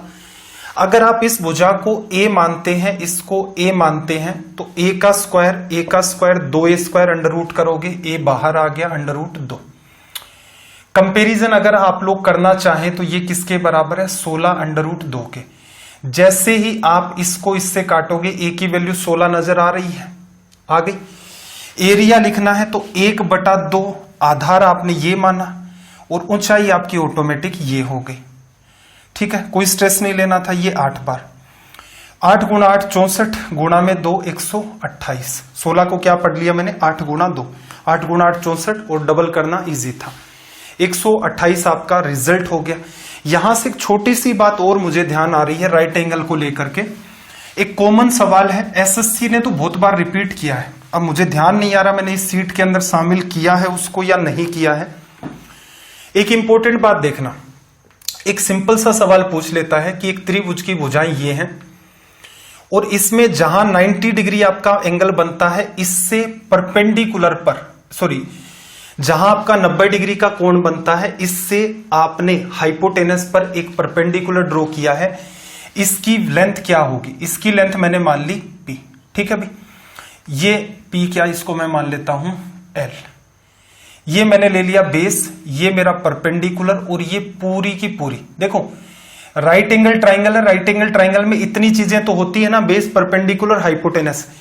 एक सवाल क्या बन सकता है, 90 डिग्री वाली भुजा, 90 डिग्री वाले शीर्ष से सामने हाइपोटेनस पर परपेंडिकुलर ड्रॉ किया, इसकी लेंथ क्या होगी।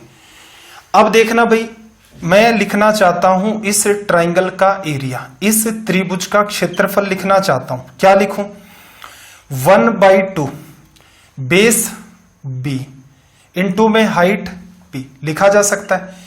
क्या मैं ऐसा नहीं लिख सकता, पीछे मैंने आपको समझाया है, क्या समझाया था कि कोई भी ट्राइंगल ले लो, उसकी 3 भुजाएं होती हैं, तो मैं हाइपोटेनस को भी बेस मान सकता हूं। हाइपोटेनस को अगर मैंने बेस मान लिया तो इसके जस्ट सामने वर्टेक्स ये है, यहां से परपेंडिकुलर ड्रॉ किया एल, तो ये मेरी क्या हो जाएगी भाई, हाइट। लिखा, ये पार्ट इससे कट गया। यहां से आप एल की वैल्यू जब निकालेंगे तो क्या होगा, बेस इंटू परपेंडिकुलर अपॉन में हाइपोटेनस। ये रिजल्ट कई बार एसएससी में तो इसलिए ध्यान में रखना पड़ता है भाई, जैसे आपको साइड दे दी 3, 4, 5। अब अगर आपने ये प्रूफ देख रखा है कि भाई एरिया का 2 तरीके से कंपैरिजन करेंगे तो रिजल्ट आ जाएगा, इसलिए मैंने ये प्रूफ करके बताया। एसएससी में आपको पता है ये बेस है, ये परपेंडिकुलर है, तो 4 गुणा 3 12 अपॉन में हाइपोटेनस, तो ये वैल्यू 2.4 निकल के आ गई। ठीक है, लेकिन यहां पर मान लो इस टाइप का कोई सवाल क्रिएट हो तो कम से कम मेरी इस बात को ध्यान रखना, फॉर्मूला याद रहे ना रहे कोई बात नहीं है। मैंने आपको सिखाया था कि एक कोई भी ट्राइंगल है, 3 साइड है, बिल्कुल उसके 3 बेस बनेंगे। 3 बेस अगर उसके बनते हैं तो इसका मतलब 3 उसकी हाइट भी होंगी। तो एक बार आपने बेस इसको मान लिया परपेंडिकुलर, ये एक बार बेस आपने इसको मान लिया परपेंडिकुलर, ये आपका ऑटोमेटिक हो गया। ठीक है भाई, अगले सवाल पर आ जाते हैं। सवाल नंबर 488, सवाल नंबर 488, लैंग्वेज को रीड करें। क्वेश्चन नंबर 488,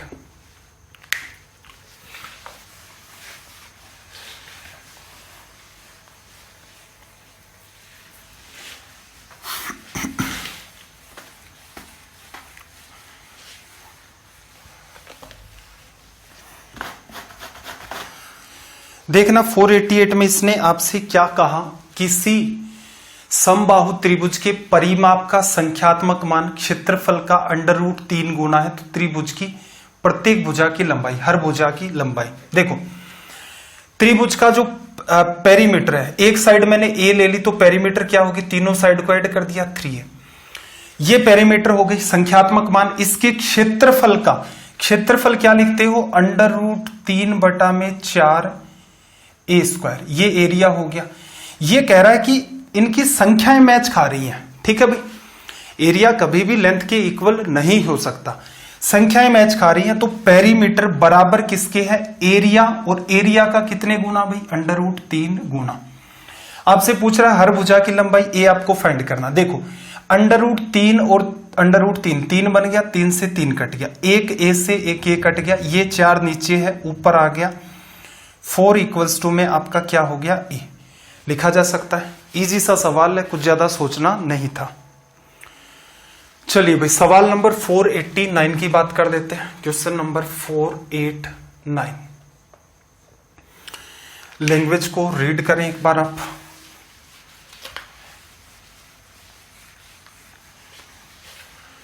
देखो इसने यहां पर आपसे क्या कहा कि 2 त्रिभुजों के शीर्ष लंब क्या होते हैं आपके भाई, एल्टीट्यूड या फिर आपकी हाइट होती है। ठीक है भाई, हाइट का रेशियो कितना आपके पास, 4:5। फिर एरिया का रेशियो कितना है, 3:2। उनके आधार का अनुपात लिख सकते हो भाई, सीधे सीधे 1/2 पहला ट्राइंगल, 1/2 दूसरा ट्राइंगल। पहले का बेस B1 मान लिया आपने, और दूसरे का बेस आपने क्या मान लिया, B2। हाइट का रेशियो क्या दे रखा है भाई, इसमें 4 है और दूसरे वाले में 5 है, बराबर। ये एरिया निकल के आया, ये 3 को बताता है और ये आपका 2 को। 1/2 तो कट ही जाता था, ये 5 उधर चला जाएगा, 4 भी उधर चला जाएगा। बेस 1 बेस 2 का रेशियो 5 × 3 15, डिवीजन में कितना भाई, 8।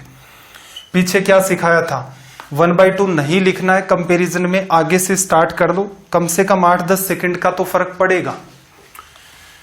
सवाल नंबर 490 की बात कर लेते हैं। 490 को देखना भाई, क्या कहा, एक समकोण त्रिभुज की भुजाओं की जो माप है वो लगातार आने वाले पूर्णांकों द्वारा दी जाती है और इसका क्षेत्रफल। देखो क्या कहना चाह रहा है, एक राइट एंगल ट्रायंगल है और इसकी जो साइड है वो क्या है, लगातार इंटीजर। इंटीजर पढ़ा चुके हैं, पीछे पढ़ाया था ना आपको डेसिमल फ्रैक्शन के अंदर। तो इंटीजर क्या होता है ये आपको पता है, लगातार इंटीजर है आपके पास, तो इसका मतलब साइड एक तो नेगेटिव नहीं होगी पॉजिटिव होगी। एकमात्र राइट एंगल ट्रायंगल ऐसा बनता है जिसकी भुजाएं लगातार होती हैं 3, 4, 5 वाला, एकमात्र यही है। इसके बाद कोई भी आप ट्रायंगल ढूंढ लो राइट एंगल ट्रायंगल, उसमें लगातार 3 संख्याएं नहीं आती हैं। ठीक है भाई, जो इंटीजर हो, अंडर रूट के अंदर लगातार का कोई सीन होता ही नहीं है। ठीक है भाई, कोई ये कह दे कि सर अंडर रूट 2 के बाद अगली संख्या अंडर रूट 3 होती है, उससे अगली 4 होती है, उससे अगली 5 होती है। अगर ये सीरीज का सवाल है तो बिल्कुल आप सत्य कह रहे हैं, लेकिन ये अगर मैथ की बात है, क्या यहां से यहां का डिफरेंस, यहां से यहां का डिफरेंस सेम है? नहीं है। तो इसका मतलब आपसे इसलिए वो इंटीजर में पूछता है। इंटीजर जैसे ये नंबर होते हैं, आपको बताए हैं, natural number, whole number, integer, rational number, irrational number, real number, सब डिस्कस कर चुके हैं। ठीक है भाई, एरिया क्या होगा, 1/2, 5 तो हाइपोटेनस है, तो 4 × 3 12, लेस सोल्व कर दोगे रिजल्ट क्या आ जाएगा, 6। वर्बली हो सकता था भाई ये सवाल। 491, सवाल नंबर 491, लैंग्वेज को एक बार के लिए आप रीड करना। 491 को देखना, किसी समकोण त्रिभुज की समकोण बनाने वाली भुजाएं 5 और 12 के अनुपात में है। त्रिभुज का क्षेत्रफल क्या होगा, 270 दिया है। कर्ण की लंबाई देखो, आपको भी पता है, एक साइड 5 है, एक 12 है, और राइट एंगल ट्रायंगल बना रही है, तो इसका मतलब हाइपोटेनस ऑटोमेटिक क्या होगा, 13। एरिया निकालोगे तो 1/2, हाइपोटेनस का यूज थोड़ा ना होता है, बेस इंटू परपेंडिकुलर, मतलब जो 90 डिग्री का कोण बनाती है, डायग्राम की नीड नहीं है। जब भी कभी 2 रेशियो मल्टीप्लाई हो, बेटर ये रहेगा इनके साथ एक्स का इन्वॉल्वमेंट कर लें। एक्स का नहीं करते हैं तो एक बार इसको सोल्व करें, उसी चीज को आप वापस वैल्यू निकालें और उससे फिर एरिया निकालें, आपको पता चल जाएगा क्या गड़बड़ है। रेशियो में डिटेल में देखेंगे। तो 5x को 12x से गुणा किया, बेस इंटू परपेंडिकुलर, एरिया 270। देखना सोल्व करोगे, इससे इसको काटा, 6, 6, 5, 30 की वजह से एक तो 0 और ये कटेगा 9 बार, x² 9, तो x की वैल्यू कितनी भाई, 3। 13x, इसका मतलब रिजल्ट कितना आ गया, 39। तो जो हाइपोटेनस है वो आपका 39 हो गया। स्पीड मेरे ख्याल से थोड़ी सी हमें धीरे धीरे बढ़ानी पड़ेगी, आज का सेशन काफी लंबा जाने वाला है। रीजन ये है कि संडे है, संडे को अदरवाइज तो क्या है, कई बच्चे वितुल सर की भी क्लास ले रहे होते हैं तो उनके अंदर डिस्टरबेंस आ जाता है, बच्चों के अंदर बीच में भी छोड़ना पड़ता है, तो इसलिए आज संडे है तो थोड़ा सा इसको लंबा खींचते हैं। क्वेश्चन नंबर 492 में देखो क्या कहा, 7776 वर्ग सेंटीमीटर क्षेत्रफल के एक त्रिभुज की भुजाओं का अनुपात 3, 4, 5 है। त्रिभुज का परिमाप क्या है, तो देखो एरिया निकालोगे, x को इन्वॉल्व करना पड़ेगा, x की वैल्यू आएगी, perimeter 3x, 4x, 5x, add करोगे 5, 4, 9, 3, 12, x की वैल्यू रख दोगे। ठीक है भाई, सवाल आज बहुत ज्यादा करने, इसलिए मैं ये सवाल होमवर्क में डाल रहा हूं, कमेंट करके आपको जरूर बताना है। देखो 493 पर आ जाते हैं, सवाल नंबर 493, लैंग्वेज को रीड करना भाई एक बार। 493 में इसने क्या कहा, किसी त्रिभुज की भुजाएं 3, 4, 5 है।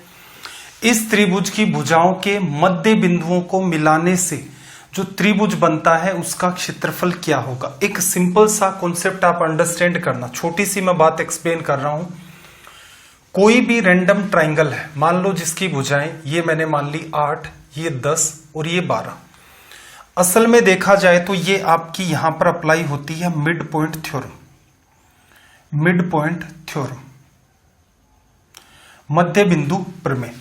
सिमिलरिटी का पार्ट है, सिमिलरिटी को हम लोग डिस्कस नहीं करेंगे, लेकिन ये छोटी सी बात है, इसे आप ध्यान रख लेना अगर रहती है तो, बाकी उम्मीद कम है।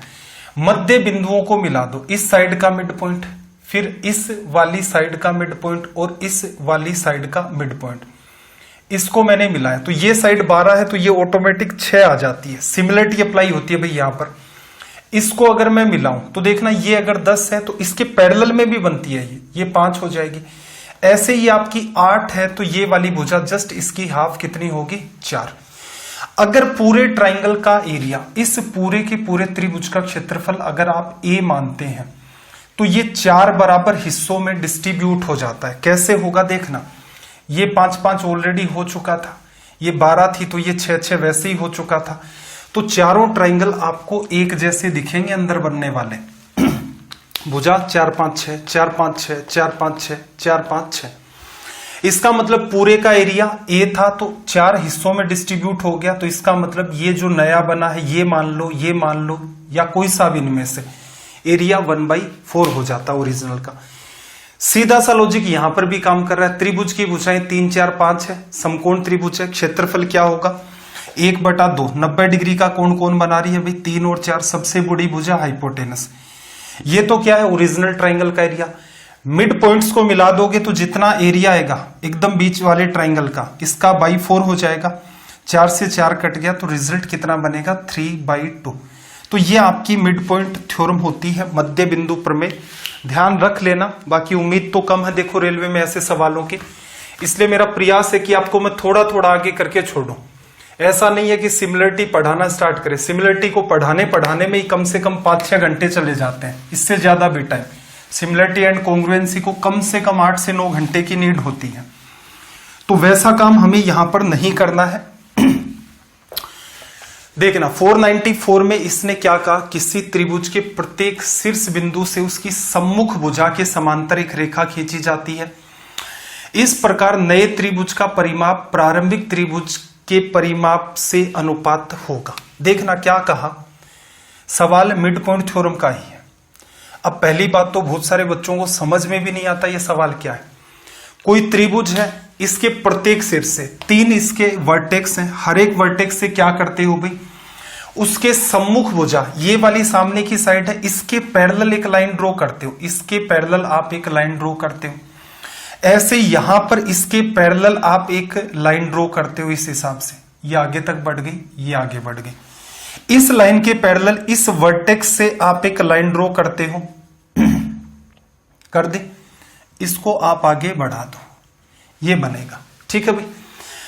अब यहां से आपसे वो कहेगा कि जो ओरिजिनल क्या पूछा इसने, इस प्रकार बने त्रिभुज का परिमाप, नया त्रिभुज ये बन गया, इसकी पेरीमीटर ओरिजिनल जो ट्राइंगल था उसकी पेरीमीटर के साथ क्या रिलेशन देती है, अभी अभी आपको समझाया है।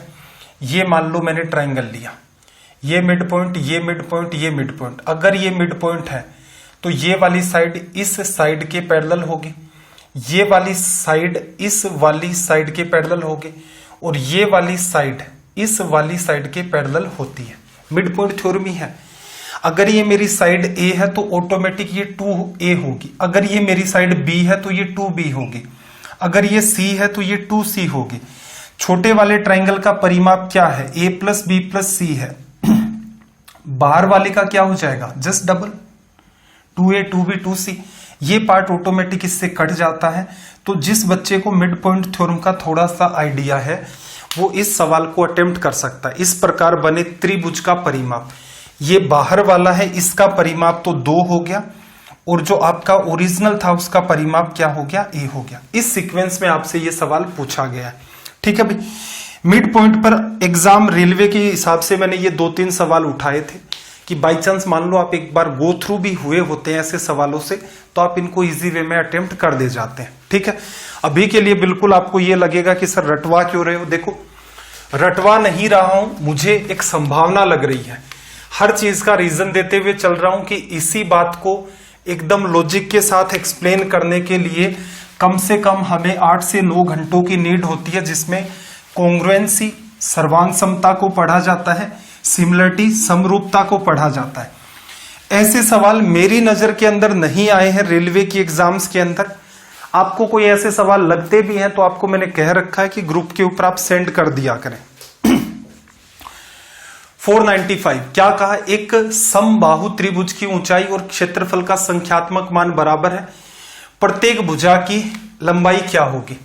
ये सवाल आपका होमवर्क है, पीछे ऐसा सा हम सवाल डील कर चुके हैं, इसलिए मैं इसको एक्सप्लेन नहीं कर रहा। स्क्रीनशॉट ले लिया होगा।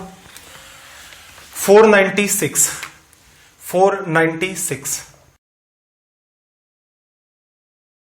496 में देखना क्या कहा, एक समद्विबाहु त्रिभुज की प्रत्येक दो समान भुजाओं की लंबाई 10-10 सेंटीमीटर है। आसन कोण की वैल्यू, एडजासेंट एंगल तो इसने 45 डिग्री दिया है। एडजासेंट एंगल की लैंग्वेज ही गलत हो गई, या तो ये कहता उन दोनों के बीच का एंगल 45 डिग्री है।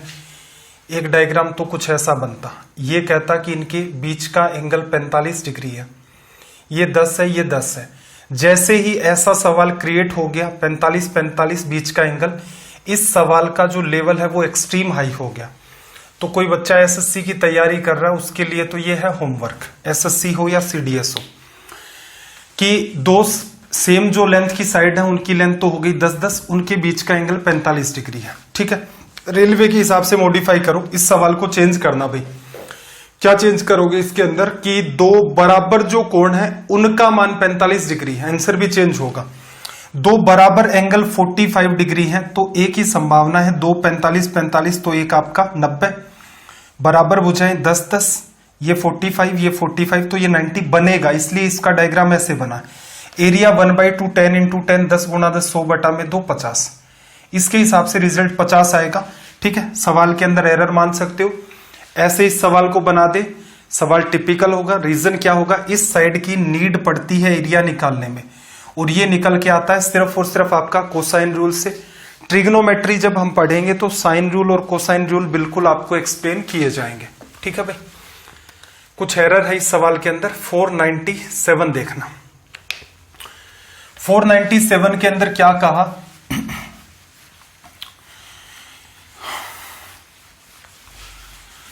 (497) में इसने कहा किसी समकोण त्रिभुज का एक न्यून कोण दूसरे का दुगुना है, इसके कर्ण की लंबाई 10 है तो इसका क्षेत्रफल। देखना जरा, यहां पर एक एंगल दूसरे का डबल है, एक तो 90 हो गया, समकोण त्रिभुज है, इन दोनों का सम 90, इसको एक मानू तो ये 2 लिखा जाएगा, 1 और 2 3 मिलकर के 90 बनाएंगे, क्योंकि 90 तो ये हो गया, 3 90 1 की वैल्यू कितनी भाई 30 डिग्री, ये आपकी 60 डिग्री। यहां पर छोटा सा यूज होगा आपका हाइट एंड डिस्टेंस का। हाइट एंड डिस्टेंस में आप क्या लिखते हो भाई, साइन 30 डिग्री। साइन 30 की वैल्यू क्या होती है वैसे तो 1/2, और इसे क्या लिखा जाता है, परपेंडिकुलर अपोन में हाइपोटेनस, लंब बटा में आधा कर्ण। ठीक है भाई, sine 30 height and distance chapter पढ़ेंगे उसमें बात आ जाएगी, एक बार के लिए अजीब लग रहा है तो इस बात को मेंटेन करना। साइन 30 की वैल्यू 1/2, और साइन थीटा बताता किसको है, परपेंडिकुलर अपॉन हाइपोटेनस, लंब बटे कर्ण। लंब की वैल्यू जस्ट सामने होगा परपेंडिकुलर इसके। ट्रिग्नोमेट्री में क्या होता है, जो एंगल आप काम में लेते हो उसके जस्ट सामने की साइड परपेंडिकुलर होती है। एरिया जब आप निकालते हो तो 3 बेस होते हैं, 3 ही परपेंडिकुलर हो जाते हैं, लेकिन ट्रिग्नोमेट्री में जब आप किसी वैल्यू को यूज करते हो, साइन को काम में लिया, एक ही परपेंडिकुलर होगा, ये परपेंडिकुलर, ये बेस, ये हाइपोटेनस। 2 1, इसकी वैल्यू 2 का स्क्वायर माइनस 1, तो ये क्या आ गई √3। तो जिन बच्चों ने हाइट एंड डिस्टेंस पढ़ा भी है, मेरे ख्याल से 6 या 7 सेशन में कवर करवाया था एक जगह, तो उनको पता भी होगा ये लिखा जाता है। अब कर्ण की लंबाई 10 है, ये 10 है, मतलब 10 बनाया किससे गुणा किया 5 से, इसका मतलब ये लंबाई 5 आएगी, ये 5 √3। एरिया क्या होगा 1/2, ये 5 और ये बन गया 5 √3। तो आप लिख सकते हो यहां से ऑप्शन आपका फर्स्ट 25 √3 बटा में 2, ये आपका हो गया रिजल्ट। क्वेश्चन नंबर 498 पर आ जाओ भाई, सवाल नंबर 498। लैंग्वेज को रीड करना।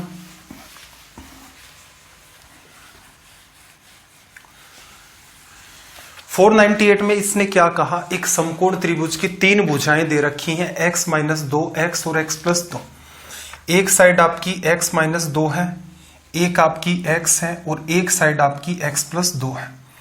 एक तरीका तो ये है कि भाई सबसे बड़ी भुजा x में 2 जोड़ा है, इसका स्क्वायर प्लस इसका स्क्वायर बराबर इसका स्क्वायर, उसको सोल्व करोगे तो रिजल्ट आएगा। सबसे बेस्ट तरीका क्या होता है, बाई ऑप्शन चले जाओ।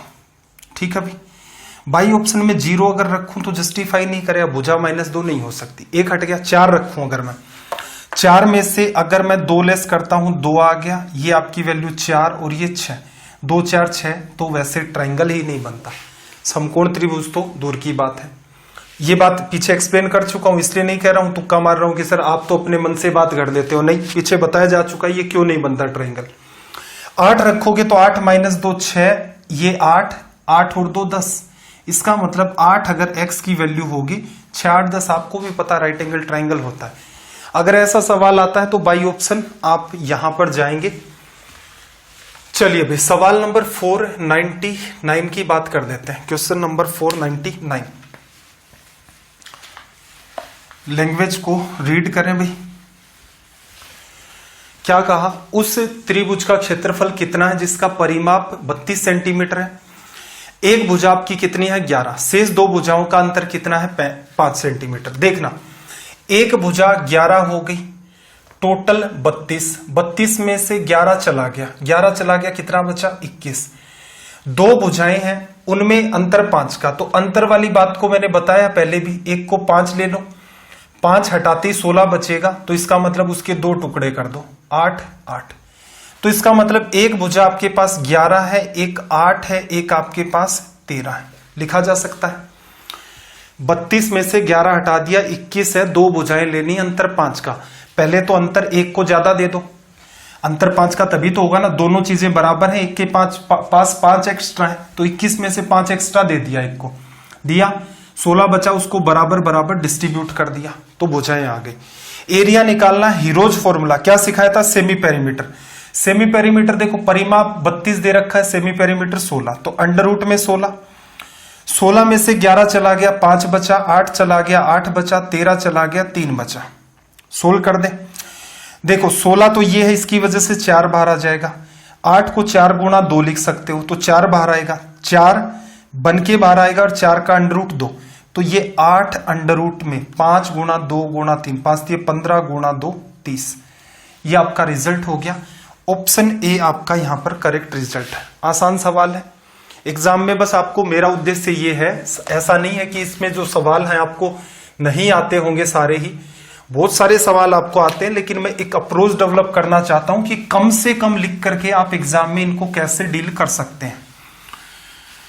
चलिए भाई अगले सवाल की तरफ मूव करते हैं। क्या कहा, एक त्रिभुजाकार खेत की 3 भुजाएं हैं, 15 20 और 25, उनमें 5 रुपए प्रति वर्ग मीटर की दर से बीज बोने पर जो लागत आएगी उसकी वैल्यू क्या, वो कितनी होगी। ठीक है भाई, तो इसका मतलब क्या करना, प्रति वर्ग मीटर एरिया में बोनी है, 1 वर्ग मीटर पर लागत लगेगी 5, एरिया निकाल लो, गुणा कर दो।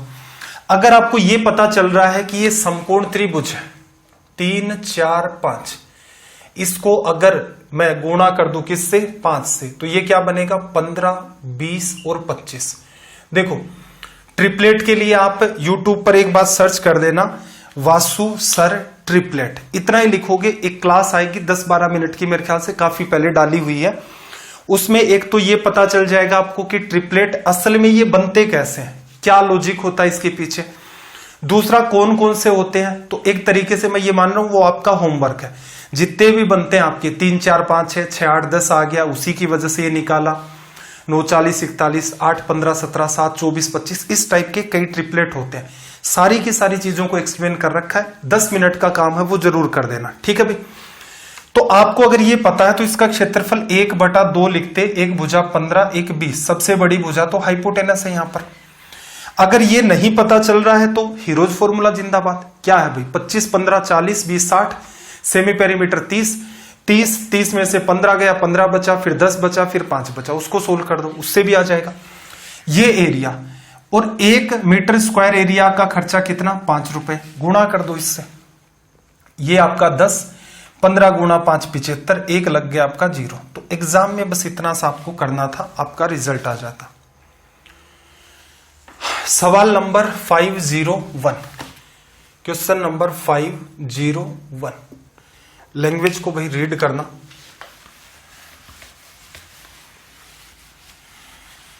रीजन ये है कि आज क्लास लंबी क्यों है या फिर इतने सारे सवाल क्यों चल रहे हैं, देखो मैंने एक टारगेट लिया है कि कम से कम आपको इतना तो पढ़ाया जाए। ठीक है भाई, तो मैं अपने हिसाब से पढ़ा रहा हूं कि इतना काम कर लेंगे तो अपने लिए बेहतर होगा। त्रिभुज की ऊंचाई 10% बढ़ा दी, त्रिभुज का आधार कितना कम करना होगा, त्रिभुज का क्षेत्रफल। देखो एक तो पहले केस का एरिया और फिर दूसरा एरिया दूसरे केस का, और दोनों ही एरिया आपको क्या रखने हैं, बराबर। पहले पार्ट में एरिया 1/2, ठीक है भाई, दूसरे पार्ट में एरिया 1/2 लिखा जाएगा। इसका आधार होगा, ऊंचाई लिखोगे, आधार गुणा ऊंचाई, आधार गुणा ऊंचाई। ऊंचाई 10% इसने बढ़ाई, 10% का मतलब 1/10 होता है। पहले ऊंचाई 10 थी तो फिर कितनी कर दी, 11, ठीक है भाई।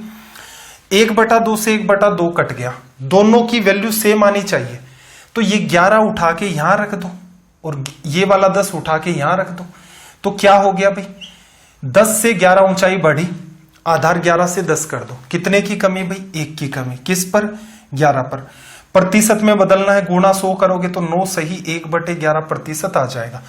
कोई बच्चा कहे कि सर ये मेरे को रटना सा लग रहा है, 1/2 से 1/2 कट गया, इसकी जगह मैं ले लेता हूं बेस 1, ऊंचाई मेरी 10, इसको ले लेता हूं मैं बेस 2, ऊंचाई मेरी 11। 1/2 तो कट ही गया था, बेस 1 अपॉन में बेस 2 का रिलेशन लिखोगे तो 11 10, पहले बेस 11 था तो बाद में 10 हो गया, 1 की कमी, ठीक है। कॉमन सेंस लगाई करना चाहो कि आपको दोनों तरफ डेटा सेम करना है, इधर 10 और 11 आ गया तो इंटरचेंज कर दो, इधर 11 लिख दो 10 लिख दो, एरिया चेंज नहीं होगा, वही का वही मेंटेन रह जाएगा। चलिए भाई सवाल नंबर 502, क्वेश्चन नंबर 502। पीडीएफ आपको इस वाले की मिलेगी ज्योमेट्री कंप्लीट होने के बाद, सारे के सारे सेशन की एक साथ कंपाइल करके मैं दे दूंगा। तो एक बार के लिए इस टाइप के कमेंट वगैरह अवॉइड करना आप कि सर पीडीएफ हर रोज क्यों नहीं देते हो। इसका रीजन वैसे ग्रुप पर मैं बता चुका हूं एक दिन, क्या रीजन है इसका डेली बेसिस पर नहीं देने का। एक समबाहु त्रिभुज का क्षेत्रफल दे रखा 48, भुजा की लंबाई, ये तो नकली सवाल है। एरिया क्या होता भाई, √3/4, साइड का स्क्वायर कितना है आपके पास 48 लिखा जा सकता है। साइड आपसे पूछ रहा है तो देखना जरा, यहां से आप इसको लेकर जाओगे, a² बराबर 48 गुणा में 4 आ जाएगा, 48 गुणा में 4 आ जाएगा। इसमें मुझे डाउट लग रहा है क्योंकि √3, डाउट ये लग रहा है समस्या पैदा करेगा। क्षेत्रफल 48 दे दिया और length of the side, reason क्या है भाई, √3/4 a² तो कर दोगे, 48 भी आ जाएगा, 48 गुणा 2 96 गुणा 2 198, ठीक है। जब आप इसका अंडर करेंगे तो ये तो a आ जाएगा, ऊपर वाली 4 की वजह से 2 आ जाएगा, 16 3 48 है। ओके ओके ओके ठीक है, देखते हैं, नहीं फिर भी समस्या रहेगी। 48 को मैं रीड करता हूं, 16 गुणा 3, 16 की वजह से 4, 3 का √3। अब समस्या पैदा ये होगी कि √3 का भी √3 आ चुका है, जो कि कहीं पर कैंसिल आउट नहीं हो रहा है, तो ये यहां पर आपके पास समस्या होगी। तो इस सवाल का जो डेटा इसने दे रखा है वो गलत है। डेटा में एक बार के लिए चेंज करवा लेता हूं कि एक संभावना क्या बन रही होगी। डेटा ऐसे कर दो कि इसका एरिया 48 √3 है, ये चेंज कर दोगे तो ये इससे कट गया। a² बराबर, देखो 4 तो है ही, 48 को क्या लिख लो 16 गुणा 3, फायदा क्या हुआ, a निकालोगे तो 4 की वजह से 2, 16 की वजह से 4, √3 की वजह से √3, तो रिजल्ट क्या आ गया 8√3, ठीक है भाई। करेक्ट कर लेना, यहां पर 48√3 है, तभी ऑप्शन मैच होंगे, अदरवाइज कोई सा भी आपका ऑप्शन यहां पर मैच नहीं हो पाएगा। और ऑप्शन में वैसे भी इसने क्या है, ये वाली वैल्यू नहीं दे रखी है, तो इसको सुधार लेना। 502 503, ठीक है अभी छोटी मोटी मिस्टेक पॉसिबल है, टाइपिंग एरर है, ये इस टाइप की हो जाती है। पीडीएफ में चलो कोशिश करेंगे कि इनको सुधार करके दे दिया जाए, बाकी साथ साथ में मैं सुधार करवा ही देता हूं, तो वो स्ट्रेस वैसे ही नहीं लेना। त्रिभुज की भुजाएं कितनी है, 10 12 और 18 सेंटीमीटर क्षेत्रफल। सेमी पेरीमीटर 18 12 30 10 40, सीधे लिख रहा हूं भाई, एग्जाम में क्या करना है, सेमी पेरीमीटर 40 का आधा 20, 20 में से 18 चला गया 2, 12 चला गया 8, 10 चला गया 10, बचा पेड़ बनाओ, 2 जीरो की वजह से 1 जीरो, मतलब 20 गुणा 10 200, 100 गुणा 2 पढ़ सकते हो, 10 आ गया, 2 गुणा 2 4 की वजह से 2 आ जाएगा, 8 को 4 गुणा 2 करोगे 4 का अंडर और 1 अंडर अंदर मेंटेन होगा, ये आ जाएगा 40 √2। एकदम नकली सवाल है, लेकिन डील करने का जो तरीका आपका ये होना चाहिए। बहुत सारे बच्चों को लगता है कि हीरोज फॉर्मूला टिपिकल है, हीरोज फॉर्मूला बहुत नकली है। बच्चे क्या उसको एकदम डिटेल में लिखकर सोल्व करना चाहते हैं, इस वजह से वो आपका टिपिकल होता है। डिटेल में लिखते हो तो पहली लाइन है वो बहुत आपकी लंबी खिंचती है। इस सवाल को रीड करना भाई, सबसे पहले तो लैंग्वेज को रीड करो।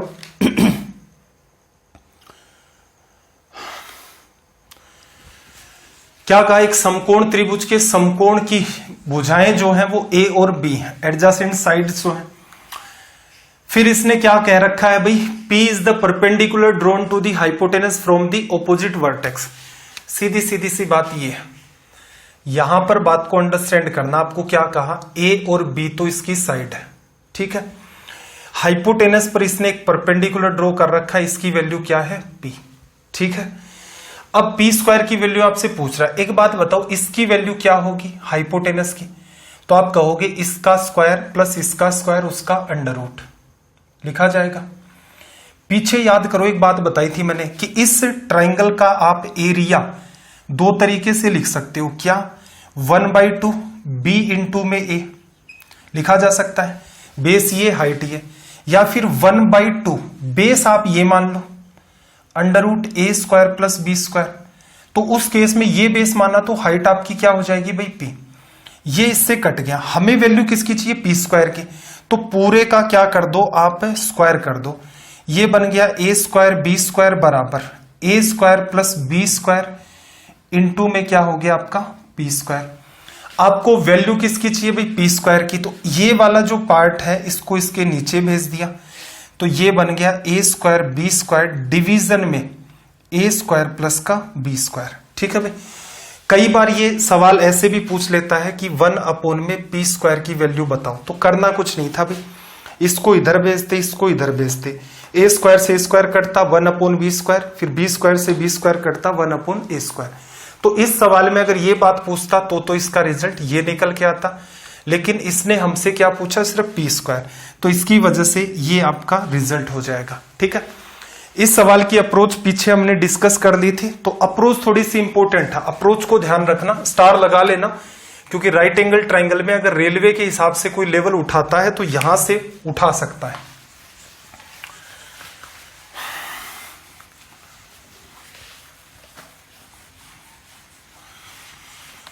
देखना जरा, इसने क्या कहा कि किसी संभव त्रिभुज की अंतः त्रिज्या √3 है, त्रिभुज का परिमाप बताएं। इन रेडियस स्मॉल आर क्या सिखाया था आपको, लिखी जाती है इक्विलेटरल ट्राइंगल की साइड अपॉन में 2√3। ये वैल्यू किसके बराबर, √3 के बराबर। ए की वैल्यू इसका इसके साथ मल्टीप्लाई, 3 बन गया, गुणा में 2 6। पेरीमीटर पूछ रहा है, परिमाप क्या होता है, तीनों भुजाओं का योग, तो 6 गुणा में 3 सीधे सीधे क्या आ जाता 18। ये भी इजी सवाल है, लेकिन कब, जब आपको पता हो कि स्मॉल आर क्या होती है। 506 की बात कर लेते हैं हम लोग यहां से, सवाल नंबर 506।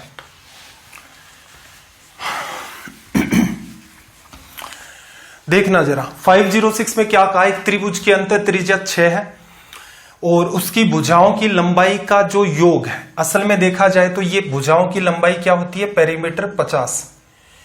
आपसे क्या पूछा, एरिया। ये सवाल थोड़ा सा इंपॉर्टेंट है, क्यों, स्मॉल आर क्या लिखते हो भाई आप, एरिया अपॉन में सेमी पेरीमीटर, ठीक है भाई। स्मॉल आर की वैल्यू 6, एरिया आपने ऊपर ए लिखा, सेमी पेरीमीटर, पेरीमीटर 50 है तो ये कितनी हो गई भाई 25, 25 गुणा में 6, 150 बराबर ए। तो अगर ये छोटी सी बात, मैंने पीछे भी कहा था कि 2 फॉर्मूले हैं यूनिवर्सल, इनको ध्यान रख लेना, ये याद है तो कई सारे सवालों का समाधान कर लोगे। और हर जगह मैंने तरीका भी आपको एक्सप्लेन किया है। यहां पर सवाल नंबर 507 देखो, यदि एक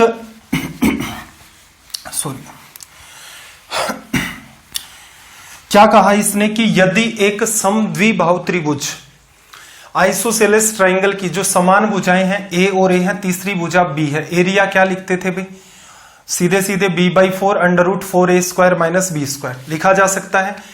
इसको आप प्रूव करके देखेंगे, पीछे मैंने करके बता दिया है, होमवर्क है, बाकी रिजल्ट आपका सीधा सीधा यहां पर निकल के आ जाता है। 508 पर आ जाओ, क्वेश्चन नंबर 508। जो बच्चे अभी स्ट्रीम पर जुड़े होंगे मेरे ख्याल से उनको तो समझ ही नहीं आ रहा होगा, वो तो आ रहे होंगे डिसलाइक चिपका रहे होंगे कि यार ये क्या चल रहा है यहाँ पर। तीसरी क्लास है, सवालों का स्तर एक बार बेसिक पढ़ा देता हूं, जहां नीड होती है चीजों को बिल्कुल खोल के आपको समझाया जाता है। इतने सेशन में मेरे ख्याल से समझ भी आ गया होगा कि यार ये टीचर पढ़ाता कैसे असल में, ठीक है। कोई भी बच्चा बीच से देखता है मेरे ख्याल से उसको हवा नहीं लगती है। रीजन क्या, अपने सवालों का स्तर धीरे धीरे बढ़ता जाता है, ठीक है। एक सीक्वेंस में इनको सेट किया जाता है। एक संभव त्रिभुज की माध्यिका, माध्यिका क्या थी भाई, एक जगह एक्सप्लेन की थी ना कि कहीं भी आप इस वर्टेक्स से इसके मध्य बिंदु को मिला दो। समबाहु त्रिभुज में तो ये हाइट होती है, यही मीडियन होती है आपकी। तो माध्यिका की लंबाई समबाहु त्रिभुज के लिए ही आपको ध्यान रखनी है √3a, ऊंचाई भी यही होती है 6 √3 के बराबर है, ये इससे कटेगा। भुजा की लंबाई क्या आ गई 12। क्षेत्रफल क्या लिखते हो भाई, √3/4, साइड का स्क्वायर 12 × में 12, 4 से काटा 3 बार, तो रिजल्ट कितना आ गया भाई 36 √3, ठीक है भाई। अगर वो छोटी सी बात आपको पता है तो काम चल जाएगा। अब ये मत कहना कि sir random triangle, scalene triangle में अगर वो आपसे पूछना स्टार्ट कर दे मीडियन, तो भाई स्केलन ट्राइंगल में आपसे मीडियन नहीं पूछेगा, क्योंकि मीडियन जितना आसान लग रहा है आपको दिखने में उतना आसान है नहीं। देखो 509 क्या कहा, किसी समबाहु त्रिभुज के अंतर्गत अंतर क्षेत्र में स्थित एक बिंदु से उसकी भुजाओं पर डाले गए लंबों की लंबाइयां 3, 4, 5 है, त्रिभुज का क्षेत्रफल क्या होगा। इंपॉर्टेंट सवाल क्या कहा, एक इक्विलेटरल ट्रायंगल है, ध्यान से समझना भाई, सवाल इंपॉर्टेंट आ गया। इसमें एक कोई रैंडम बिंदु ये मान लिया मैंने, इस पर परपेंडिकुलर ड्रॉ करोगे ये 3 आएगा, इस पर परपेंडिकुलर ड्रॉ करोगे इस भुजा पर 4 आएगा, इस भुजा पर परपेंडिकुलर ड्रॉ करोगे 5 आएगा, ठीक है भाई। त्रिभुज का क्षेत्रफल आपसे पूछ रहा है, तो ऑब्जर्व करना, मैंने मान लिया ट्राइंगल ABC है मेरा, और ट्राइंगल कैसा है, इक्विलेटरल, मतलब ये भुजा A, ये भुजा A और ये इक्विलेटरल की बात कर रहा है, उसी पर ही ऐसा ढंग का सवाल बनता है। इसको मैंने मान लिया कि ये मेरा बिंदु O है। सोल्व कैसे करें, देखो ऐसा करो, इसको आप इससे मिला दो, इसको भी आप इससे मिला दो, इसको भी आप इससे मिला दो। अब मेरे साथ साथ सोचना कि ट्राइंगल AB और C का एरिया आप कह सकते हो triangle BOC plus triangle COA plus triangle AOB। ऐसा क्यों लिया, AOB ऐसा इसलिए लिया, इसका एरिया आपको पता है √3/4a²। BOC का एरिया लोगे तो 1/2 A इंटू में हाइट 3, ठीक है भाई। यहां पर लिखोगे, एक बार के लिए मैं ऐसा करता हूं, इसकी एक यूनिवर्सल प्रॉपर्टी बनाने की कोशिश कर देता हूं। ये मेरी H1 है, ये S2 है, ये मेरी H3 है, ठीक है भाई। मैं 3, 4, 5 नहीं ले रहा, मैं आपके सामने एक रिजल्ट रखना चाहता हूं, यूनिवर्सल रिजल्ट होता है। हालांकि आप एग्जाम में इसी अप्रोच को फॉलो करेंगे। तो इसका एरिया लिखोगे तो 1/2 A गुणा H1, इसका एरिया 1/2 A गुणा S2, 1/2 A इंटू में S3। तो 1/2 A तो कॉमन ही आ गया पूरे में से, A/2 कॉमन आ गया ब्रैकेट में, H1 plus S2 plus S3 बच गया। A से A कट गया, इस 2 से 2 कट गया। रिजल्ट क्या बना भाई, √3/2A बराबर H1 plus S2 plus H3। अब मुझे एक बात बताओ, √3/2 क्या होता है, इक्विलेटरल ट्राइंगल की ऊंचाई होती है √3/2। इसलिए मैंने आपके सामने एक ये यूनिवर्सल रिजल्ट क्रिएट करके रखा है। एसएससी की कोई तैयारी करना चाहता भविष्य में, उसे मस्ट है, ये ध्यान रखना होगा। आप 3, 4, 5 रख के सोल्व करते, इनको इधर उधर काटा पीटी इनके साथ करते, A की वैल्यू आ जाती है √3/4a² लिख देते, रिजल्ट आ जाता, ठीक है। हमने यहां से कंक्लूजन निकाला है, कंक्लूजन मुश्किल नहीं है, उम्मीद कम है मुझे ऐसे सवालों की एग्जाम में आने की, फिर भी मैं बस अपनी तसल्ली के लिए कुछ सवाल करवा भी रहा हूं और साथ में बता भी रहा हूं कि भाई ये संभावना मुझे लगती है। देखो हाइट की वैल्यू क्या होती है इस केस में, हाइट √3/2a, जो कि बराबर किसकी आई थी, H1 S2 S3, जो क्या था 3 + 4 + 5, 4, 3, 7 और 5 12। A की वैल्यू कितनी आ गई भाई, 24√3। ठीक है, एरिया आपको लिखना है, साइड आपने निकाल ली तो √3/4 साइड का स्क्वायर 24 गुणा 24 और नीचे √3 का स्क्वायर 3, 4 3 12 से काटा 2 बार 48√3। ये आपका हो गया भाई रिजल्ट। ठीक है, इंपॉर्टेंट 3 स्टार इसीलिए लगाए थे। हो सकता है किसी बच्चे के सवाल ऊपर से चला जाए, लेकिन फिर भी आप प्रयास करना। 510 की लैंग्वेज को एक बार आप पढ़ो। 502 देखना, किसी समबाहु त्रिभुज के अभ्यंतर किसी बिंदु से तीनों भुजाओं पर परपेंडिकुलर, सेम वैसा का वैसा सवाल, लेंथ चेंज किए, त्रिभुज का परिमाप पूछा, मतलब आसान सवाल है। सोल्व करके यहीं बता देता हूं। देखो √3, 2√3, 5√3, इसके बराबर H1 H2 H3 तीनों आती है, तो सम करोगे √3 कॉमन, 5 2 7 1 8, ये क्या आएगा भाई 8√3, ये इससे कट गया, 2 गुणा 8 16।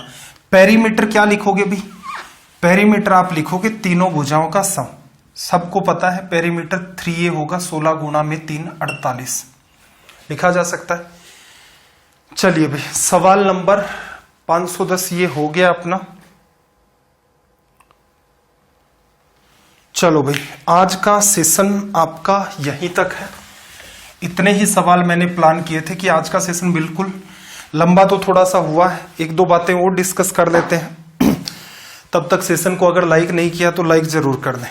देखो कई बार सेशन बहुत लंबे इसलिए चले जाते हैं क्योंकि प्लान तो मेरा ये था कि 90 डेज के अंदर लगभग 100 घंटे की क्लास होगी, काम चल जाएगा। अब जो मैं टारगेट लेके चल रहा था कि भाई ट्राइंगल में एटलीस्ट ये सवाल तो करवाऊं। रीजन क्या है, मैं पीछे के कुछ पेपर देखता हूं, उनको स्क्रॉल करके बार बार कि अच्छा इस टाइप के आते हैं। फिर जो कंटेंट एसएससी का होता है उसमें से कटिंग करनी पड़ती है कि ये सवाल उठाओ, ये इसमें डालो, ये उठाओ, ये इसके अंदर डालो। तो आपको ऑलमोस्ट सवाल तो एसएससी के मिलते हैं प्रीवियस ईयर, चाहे वो प्री के हो, मेंस के हो, या फिर सीडीएस के कुछ सवाल भी इन्वॉल्व कर लेते हैं। तो इसका मतलब लेवल तो आपका यकीनन थोड़ा सा बढ़ के चलेगा। अब क्लासेज आप एक तो देखो रेगुलर देखा करें, प्लस इनके नोट्स बनाया करें। अगर ये काम आप नहीं करेंगे, प्रैक्टिस के लिए बुक बता रखी है, शारदा पब्लिकेशन वाली बुक मेरे को ठीक लगती है स्टेट लेवल की एग्जाम की तैयारी करने के लिए, रेलवे के लिए। अगर एसएससी के लिए कहते हो नहीं, वो सफिशिएंट नहीं है एसएससी के लिए बुक, ठीक है भाई। तो उस बुक की प्रैक्टिस पैरेलल में करते रहें। और किसी भी टाइप का आपको कोई इश्यू फील होता है कि सर चीजें ऊपर से जा रही है, ये हो रहा है, कमेंट करें। कमेंट में आप सजेशन रख सकते हैं। बहुत सारे बच्चों ने ऑब्जर्व भी किया होगा, उन्होंने कोई अपना जेन्युइन इश्यू रखा है, ये समस्या है, तो बिल्कुल उनको रिप्लाई भी दिया मैंने कमेंट के थ्रू ही यूट्यूब के ऊपर, ठीक है भाई। तो एक तो आपको ये काम करना है। सेशन अगर आपको अच्छे लगते हैं कमेंट जरूर किया करें, लाइक किया करें, इनको शेयर किया करें। लिंक शेयर नहीं कर सकते कोई बात नहीं, अपनी जो पीडीएफ है वो शेयर किया करें। रीजन क्या है, आपको ये लगता होगा इस साइड के अंदर खड़ा होना, आप उस साइड हैं इसके और मैं इस तरफ हूं आपके स्क्रीन के, तो ये जो डिफरेंस है ये बहुत कम बच्चे फील कर पाते हैं कि डिफरेंस एक्चुअल के अंदर किस चीज का है। तो यहां पर आपके लिए मैं इतना डेडिकेशन लगा रहा हूं। कम से कम आप इतना तो कर सकते हैं कि बेटी इस टीचर के लिए 5 मिनट निकालते हैं, पीडीएफ को इधर उधर घुमा देते हैं। अगर आप ऐसा नहीं करेंगे तो धीरे धीरे क्या आप उस बात को प्रूव कर देंगे कि देश के अंदर पढ़ाने वाले टीचरों की कोई जरूरत नहीं है। यहां पर सारे के सारे वो चाहिए जो हवाबाज हो, आपको हर सवाल के साथ ये कह दें कि ये चमत्कारिक सवाल है, ये कर दें। अगर मैं चाहता तो क्या फर्क पड़ता भाई, 1 घंटे की क्लास ले लेता, कोई फर्क नहीं पड़ता। 50 मिनट की ले लेता, कोई फर्क नहीं पड़ता। वो इस 90 दिन टाइम पास करना होता तो एक बात बताओ किसे पड़ी थी, 500 सवाल करवा के भी 90 दिन का टाइम पास किया जा सकता है, 400 सवालों में भी किया जा सकता है कि थ्योरी है जहां कहीं भी आई प्रूफ करते रहो। बहुत सारी चीजें साइड में आपने देखी होंगी, मैं सीधे पहले उनको तैयार करता हूं एक प्रॉपर मैनर में, जिससे कि किसी बच्चे का टाइम किल ना हो। बार बार मैं ये नहीं लिखता आइसोसेलेस ट्राइंगल, ठीक है भाई, स्केलेन ट्राइंगल, इस हिसाब से फिर लिखेंगे विषमबाहु त्रिभुज। तो ये जो बात लिखी जाएगी ना, आइसोसेलेस ट्राइंगल हो गया, स्केलेन ट्राइंगल हो गया, समबाहु, विषमबाहु, समद्विबाहु त्रिभुज, समकोण त्रिभुज, आपने ऑब्जर्व किया वो कहीं शब्द तक नहीं लिखा मैंने। रीजन राइट साइड में आपके सारा का सारा छपा पड़ा था। तो जो काम करना होता है उसके लिए प्लानिंग करनी पड़ती है। प्लानिंग करने के बाद उसको इंप्लीमेंट करने के लिए भी टाइम डालना पड़ता है। अगर आपको ऐसी कोई इंपॉर्टेंस समझ आ रही है मेरी मेहनत की, तो कम से कम आप इन सेशन को शेयर किया करें। बाकी आपकी मर्जी है, मैंने जो सोचा है वो एटलीस्ट रेलवे तक तो मैं आपके लिए करवाऊंगा। भविष्य में फिर प्लान करेंगे कि भाई हमें आगे किस चीज की सीरीज स्टार्ट करनी है, वो एसएससी होगा, बैंक होगा, सीडीएस होगा, या फिर कोई और XYZ एग्जाम होगे। आपका दिन रात सब मंगलमय हो। चलिए फिर मिलते हैं अगली क्लास में। जय हिंद, जय भारत।